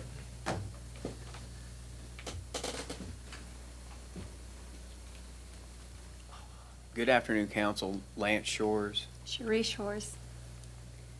So to answer the one question you were asking about the contractors, the first contractor that came in for the living shoreline was from out of our town. He was from Northern Neck area. So they were subbed out through another contractor, which we didn't know about. So that part, like PJ said, we had 3 things going on the property. It was a hurricane going on. With us as business owners, we were not there half the time. So some of the things we were being led were by professionals. The living shoreline that PJ was talking about was 8 foot from the living shoreline rocks to the actual living shoreline. So when they, the bank embankment. So when they brought the sand in, Because we agreed to extend the actual marsh out more into the water to increase that. Therefore, the sand had to be to that elevation. That's why the engineer told us to bring in sand to get that elevated for the natural grasses to be able to grow and sustain. So when we brought that sand in to create that living shoreline to be in compliance to the VMRC, we knew that we had to plant 1,000 grasses, the Spartinias, down the living shoreline. So what happened was, unfortunately, the neighborhood we live in, we have a neighbor that calls on everybody. So when the sand came in, she's told everyone we were building a beach. Well, unfortunately, it probably looked like a bad mugshot on our side. Because you can have someone that's very attractive, and in a mugshot, you're like, oh my gosh, who is that person? So unfortunately, looking at the property in that scheme, it did look bad because when they came out, it looked like a bunch of sand. Well, unfortunately, when that all happened, first thing we did was call Justin Worrell at VMRC to tell him what is going on, contacted PJ with the city. So from day one, all we could do was be in that touch with everybody, telling them what has been going on with all these different contractors. We're trying to keep it together ourselves because we're not contractors. So as all that happened with the living shoreline, then we had the trees that PJ actually. And another thing, thank PJ for all the time he's helped us with all the stuff going on with the city is amazing. It's almost you get goosebumps from it with all the emotional stuff we've all had going on with everything, with our business. But on top of all that, when we brought the tree guys in, hold on. I got you. So when we brought the tree guys in, they told us half of our trees had disease. So we had beautiful 30-year-old crepe myrtles that were around our pool that were told we were diseased by 3 different contractors. Hollies Crepe that we myrtles. wanted to take and put on the property line. So unfortunately, the Mexican guys that come out there, when we come back from work that day, all of our trees are gone. Clear. They were cleared, they weren't cut. They weren't moved like we've asked. So unfortunately, as the project went on, as all the chaos went on, we contacted PJ, and we decided as the homeowners to take control and be responsible for what has been going on the property, because if we sat here and pushed fingers at everyone that has done something wrong It would be a crap show. So we decided to ourselves to stand up and take responsibility for everything that has gone on. We contacted PJ, Justin Worrell, and we actually planted more trees, living shoreline than we had to, 700 more plants.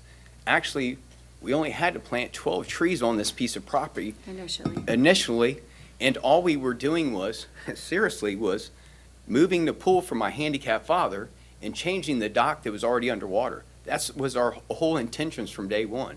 So when all this happened, we're in the middle of it. We're trying to keep our businesses going. You guys are dealing with what you're going through. And now we're told that we're having our job site shut down because we're not in compliance. But we've tried. We are now in front of the board. We're in the city as icons with our businesses. We've always done everything right in front of the city. Every permit we've ever done in front of the city has been in front of you guys to ask your approval. We've never done anything against the grain. We have 20, 30 more years to do business with this city. So we see people all over the place doing things with no permits. But guess what? We're not those people. So everything we've always done has been by compliance as best we have been able to do. So unfortunately, here today, we were told we could be fined $10,000, which we're financially, emotionally, we're broke down. So here today, thank you for PJ being able to help us through this, because honestly, he's a one-man show right now in his two-man We're show. two-man show. So, That's it. We would never do anything purposely to be unfavorable. We always abide and comply, and we respect rules, we make rules, and, that's why PJ has been such an asset in this, that he's guiding us to get all of this confusion. This has been a very humbling project for us with the many different variables going on. And as Lance says, one of the biggest things is the limit of our control in different aspects of it, where we are incurring more of a financial responsibility also with a mark against us in front of you guys because of these trees and because of some of this, communication and confusion. And so, we're here to do what we need to do to become compliant and be a blessing to you guys versus being someone up here. Our whole thing is, we've always said, we've been here to support the city in all your times. And all we're asking for now is, when I call PJ, is to ask for your support, because we didn't know what to do. And not at one time did we not contact the city to say, hey, this is what's going on. What do we do? And very fortunate, PJ was very helpful with us. Justin with VMRC was too. So it wasn't. We didn't get in contact with PJ with the trees because we were told they were diseased and we didn't think anything of it at that time. Right. But later. We found out. Yeah. So when Something I to called it. PJ, I was like, everything looks great. And he's like, no, it's not great. And that's when we were advised that everything was what has happened. So that's kind of a fast forward of everything that's happened. And, I don't know how many projects you guys have that all three things are going on at one time.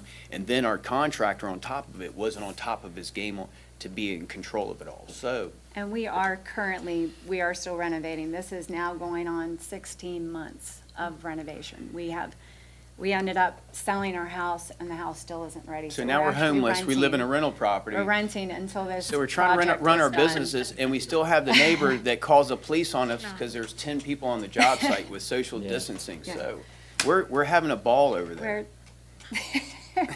We'll be over soon, I hope. But yes, 16 that's, months of renovation, that's a pretty stiff punishment. it's, It's and we're praying that it's going to be here We in the say we're not next- gonna we do only it have again, but 2 we're months looking at of- something else of a right now. rental, so we're praying it's going to be done by the time this rental ends. So PJ, one of the questions on this, the show cause matrix, environmental impact, I mean, what is it? Because they fixed everything. So that's a great point, Mr. Chairman, and thank you for bringing that up. And it was something that I thought about over the weekend. So when it comes to the environmental impact, I will say one thing. It was based off of the unauthorized tree removal. From a detriment to water quality, you can have the discussion that the trees are very viable. They pump, they intercept stormwater. From a sediment kind of moving its way into the water column, from the times I've been out on the site, that has not occurred. Or I haven't seen pictures of it. I'll be honest with you, the downburst that we got last week, Thursday, I mean, it wreaked havoc. There were several E&S measures throughout the city that just did not hold that amount of rain. And I received, pictures of them in different parts. Didn't have it here. So you bring up a great point with regards to the environmental impact, and that staff coming from the perspective of the tree removal. On the positive, you do have 2 property owners that staff went up to and said, hey, here's your, and I was blunt honest, it's like, here's the mitigation. This is what we're gonna do. This is what staff's recommending, pulling off of my background a little bit and saying, here's how it's gonna work. Very simple. You either agree to do it and we start getting it in the ground, or you disagree and we can come into this public hearing and have that debate as to why you think staff's plan is too egregious. And from the pictures you can see, they're starting to implement those restoration methods. Looks like they're gonna have more trees than, way more than what was taken down. 64 trees. We only had to put in 12 before it's all started, and now we have 62, so that's the most devastating. So 64, I don't know why I keep saying. So that's the emotional side of it too, where it's Well, the financial part of it on top we of want him trees, taking our right? beautiful trees out that were part of our design of our home. Some of those trees are gonna block the views from people that pull up on your boat and fish right behind your house. So that was part of our design to the house. And once those beautiful 30-year-old or maybe 40-year-old trees were taken, that changed the whole dynamic for our home also. Well, I want to hear from staff on the environmental impact, because Yeah. that makes a big difference. One of the discussions, one of the hard things we always deal with is degree of deviation, because this was definitely something that went against the rules. You didn't do it, but your contractor did. But you still have to send a message, so the degree of deviation may be reflective of what your contractor did, not necessarily you, but then you have to deal with that with your contractor. But we still send the same message to everybody. So I want you to understand that. We're not pointing fingers at you, we're just saying, you're gonna have to go after your contractor for that problem. Okay. So that's, I have a couple questions. So you started out with the living shoreline, and that contractor left the job? Is that, He said he was finished, but he wasn't. Justin came out and looked, he had put the opening in the wrong place. okay, So, another contractor had to come in and do the sand and fix that. And so that's where that came into effect. so when they were doing that, they dumped the sand up in the upland and then transported it out behind the sill and created the, They have Correct. flats. The Have correct you seen- elevation. Have you seen the flats that they put in the marsh? They're called Marsh Flats. They're to drive on marshes. They're Timber. timber. Timber So that's pallet. how they got everything over. the mats, yeah. Yeah, they use- Yeah, they- that's- Yeah, they brought mats and they used the mat system over the marsh so it didn't destroy the marsh. No, that's, I thought you said flats, and Oh, yeah. I'm not familiar with that. So they got that done, and they sprigged it with alternaflora, most likely, right? Mhm. So that is now complete. That's complete, yes. And who told you that your trees were diseased, dead, or dying? We had actually 3 different tree companies come in. And we had, at the same time, also had a couple lightning struck trees that were on the property that were taken. One was on the adjoining property with our neighbors, which they took out, which PJ had looked at. Then we had one on our property that had to get taken out. That was an X tree. And then we had one on our neighbor's side also that had to come out. So, you know, when he came in and his recommendations were, they all said the same thing. The tree guy that we did go with, you know, they come in, assess the job, and then you don't see them again, and they have their crews in there.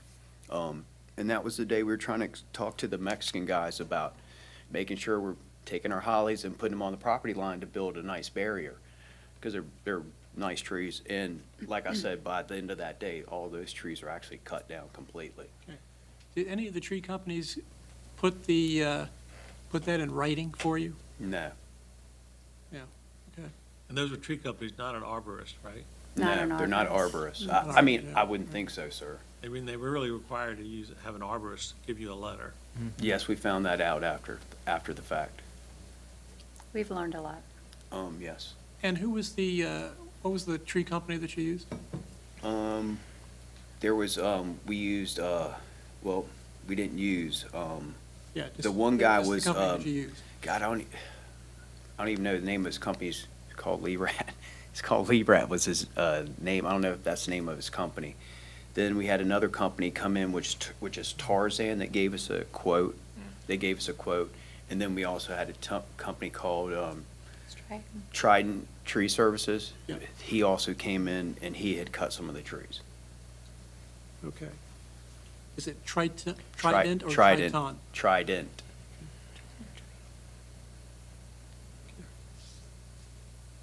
Okay. You guys have any other questions? It just seems that in all of these situations, there's a lot of lessons learned that not so obvious, and contracts are so important. Sign the contracts, and then the agreement is if the trees are deceased, they need to be written up as such. But too much handshakes, and then we get into trouble. All right, thank you. We're going to talk amongst ourselves now. Okay. Lisa? Okay. You can wait.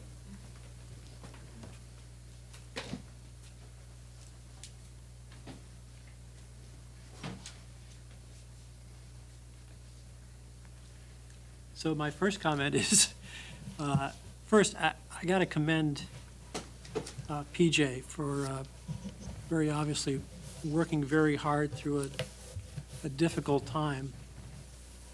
I agree with him that these types of things really shouldn't be on WebEx. It really needs to be face-to-face so you can look at the people and get a feeling for that. Typically, this part is just for the violation, and then we do a restoration, but it sounds to me as if they really have done, We're far along. they've already started the restoration, and if PJ's comfortable with their veracity and moving along with it, I don't see any reason to make them come back for a restoration hearing. That leaves the question of the matrix, and that's a difficult conversation.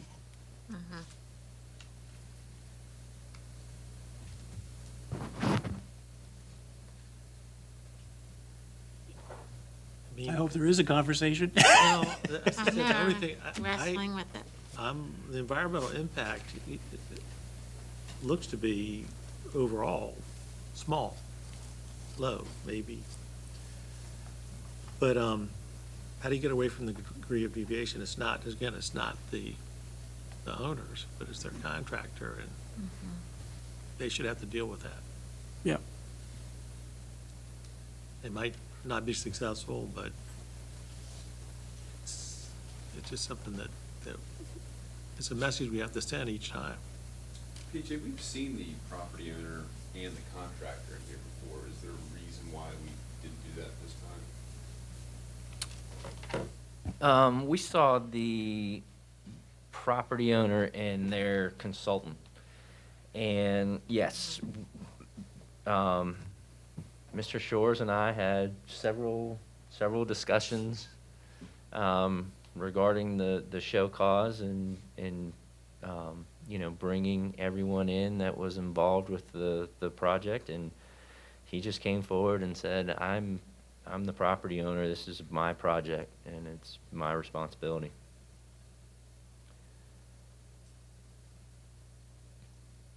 Find that commendable. So if you used environmental impact of 0, and you used degree of deviation as high, but the high is 3,000 to 5,000. If you used the low end of the high, you're at a total of 3,000. Not gigantic, not backbreaking, but it's something you should be dealing with your contractors on, but that's sort of where I'm thinking.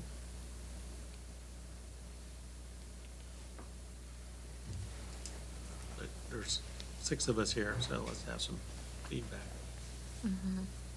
Well, it's a situation of miscommunication. They are running a business and they're hiring contractors, and contractors are doing their thing independently without supervision. They're not on site to supervise the contractor's effort. Here again, the writing in the contracts have to be very specific, and too much handshakes, and this is one of the results. I just feel that their effort to make amends and restore the whole area is commendable, and they're really upfront to continue that effort. I just feel that I agree the environmental impact is minimal. The degree of deviation shouldn't be that high. My interpretation. Let me ask PJ one more question. So I just want to make sure all of the activity that was outside of either permit was still above the marsh line. Yes. Okay, so the marsh that we're looking at outside the trees that are in that vicinity was preserved. And so the main thing that we're looking at is the tree removal of the mature trees as being. No, the main thing we are looking at is the tree removal. The marsh associated with the joint permit application for the shoreline was impacted. Yes, there was an impact to that marsh, and that is what is sprigged at this time. Okay, was that outside of the joint permit also, though? Was that outside of what was allowable in the joint, or was that allowable in that they were getting the riprap shoreline with sprigged marsh? It was a component of that, but there was definitely some deviation that occurred with the joint permit in the land disturbance.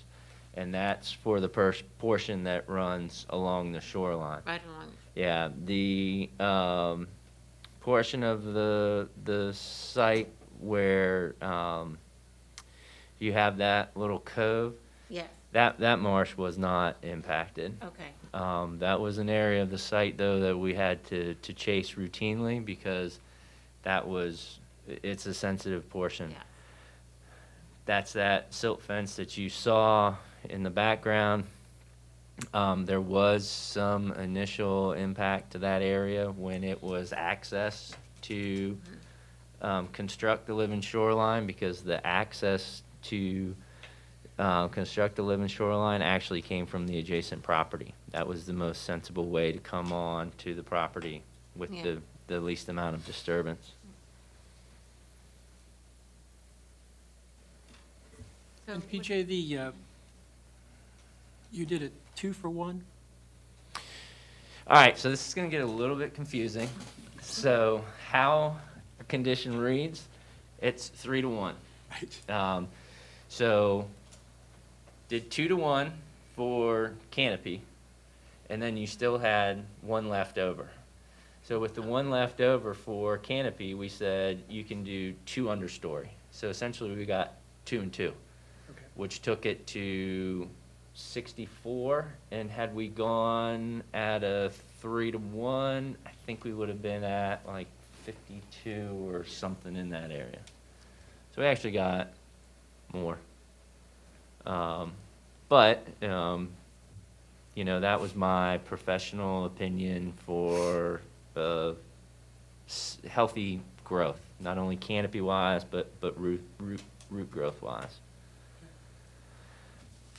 And then spread that out through the entire property. Do we know how much of that area, of that property was impacted by the time that they did the, came through and changed the water in that area? The square footage of uplands? No, not uplands. This is, what I'm looking at is, they came in and did a survey and did a lot of dredging in that whole area. And the reason why I know about that is because I lived about a block from that. Oh, so you're talking out in the channel? Mm-hmm. Any impacts out there? No, I'm saying, did that, a bunch of the trees at that point, they were not great trees. And they did go down a lot. They got sick. Yeah. And so, I'm guessing that part of it is probably realistic. So, Right.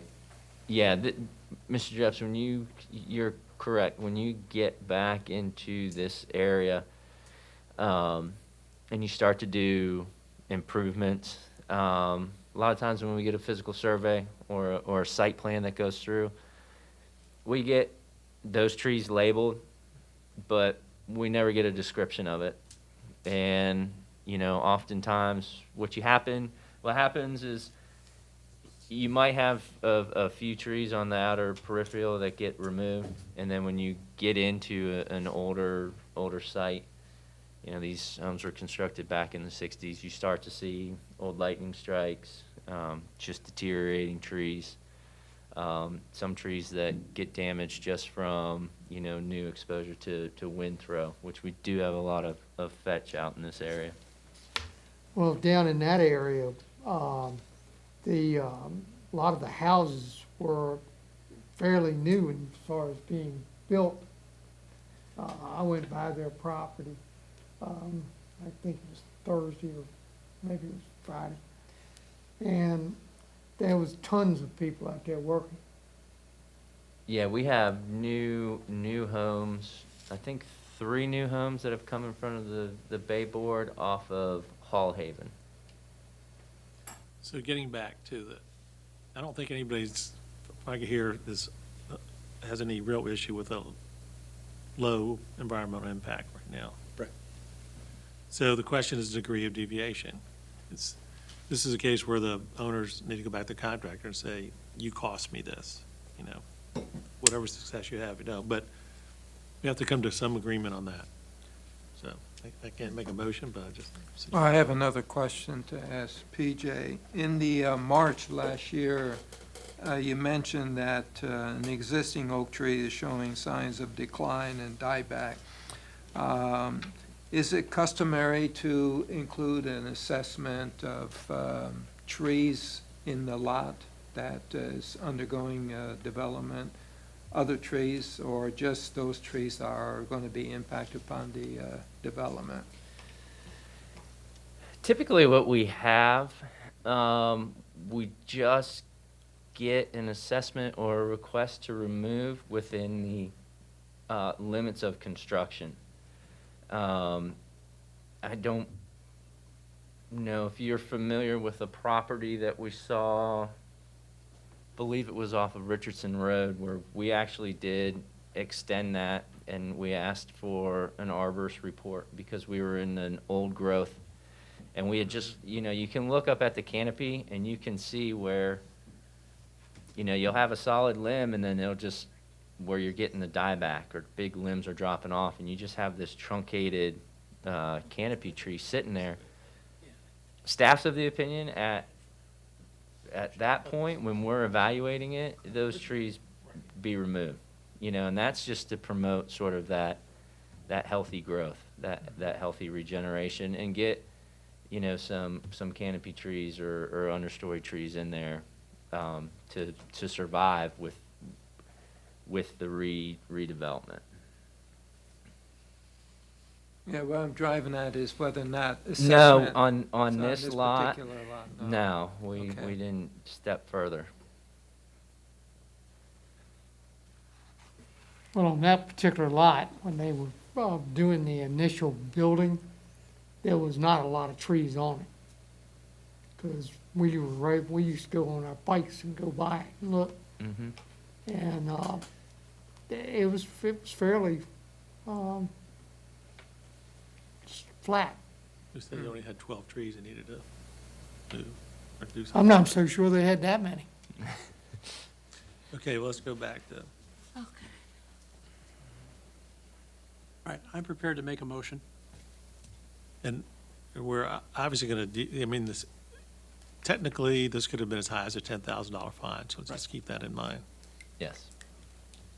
Yeah, and actually, when I first read this, I thought this was going to be a $10,000 fine, just based on history, but I do agree that the degree of deviation is high and environmental impact is low, so I'm going to make a motion. I hereby make the following motion regarding the violation of Lance P. and Sherry M. Shores for the property located at 2745 Spiegel Drive.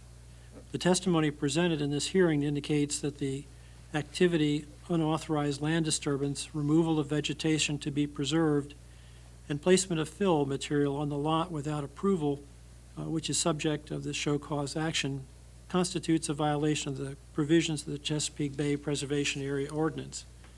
Based on the testimony of staff and all relevant information, the environmental impact to the features of the RPA and/or water quality is low, and the relative degree of deviation of non-compliance or non-compliance is high. Accordingly, I move that a civil charge of $4,000 be imposed on Lance and Sherry M. Shores pursuant to Section 112B2 of the Chesapeake Bay Preservation Area Ordinance. The civil charge shall be paid by certified check or cashier's check payable to the treasurer of the City of Virginia Beach and delivered to the office of the city attorney no later than 10 days from today, together with an executed memorandum of agreement acknowledging the violation and consent to the imposition of a civil charge. The payment of this civil charge shall be in lieu of any civil penalty that may be imposed by the circuit court with respect to the violation, which is subject of this show cause, and in addition to any cost of restoration that may be ordered by this board. This payment is a voluntary payment. I further move that Lance P. and Sherry M. Shores are not ordered to appear for a restoration hearing based upon their coordination with staff and an acceptable restoration plan. Second. Any additional discussion or substitute motions?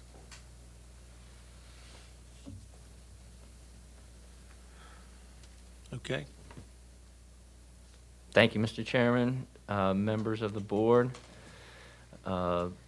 Motion regarding the non-compliance at 2745 Spiegel Drive for the property owners of Lance P. and Sherry M. Shores has been made by Mr. McCoy and seconded by Ms. Barrett McDaniels. with the degree of deviation being high and the environmental impact being low. In addition, the non-compliance of $4,000 civil penalty has been recommended. Staff will call each board member individually. If you are in favor of the motion, please say yes. If you are opposed, please say no. Ms. Barrett McDaniels, Yes. Mr. Dreps, Yes. Mr. Jester, Yes. Mr. McCoy, Yes? Mr. Steyer, Yes. Mr. Wallace. Yes.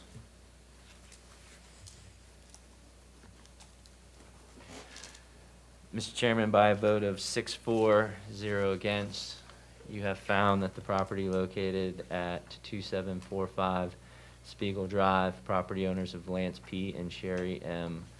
Shores, to be in non-compliance with the Chesapeake Bay Board Ordinance and a $4,000 civil charge imposed. Pursuant to Section 10.12109E of the Code of Virginia 1950 as amended, and Appendix F, Section 112B of the Code of the City of Virginia Beach, and a majority vote by those present at the Virginia Beach CBPA Board hearing on July 6, 2020, you've been found to be in violation of the Chesapeake Bay Preservation Area Ordinance. The CBPA Board has voted to institute a civil charge against you for this violation. Please note that payment of this civil charge is voluntary. There's no appeal of this action. If you dispute this fine or elect not to pay it, the Virginia Beach City Attorney's Office will file suit against you for this violation in the Virginia Beach Circuit Court. If you choose to accept the imposition of this voluntary civil charge, please submit payment in full in the form of a cashier's check or other certified funds to the City Attorney's Office. The Office of the City Attorney is located on the second floor of the City Hall building across from City Council chambers. You must submit payment within 10 days of this hearing. As City Attorney, I'll be providing a letter to you detailing this information. That letter will include a memorandum of agreement, which is to be signed and returned to my office along with your payment for the charge. Please feel free to approach me to address any questions or concerns you may have. Hopefully you can recover some of this funds from the tree guys, the numerous tree guys, or the numerous contractors. Right. I wish you luck on that. Thank you. Okay. We're adjourned.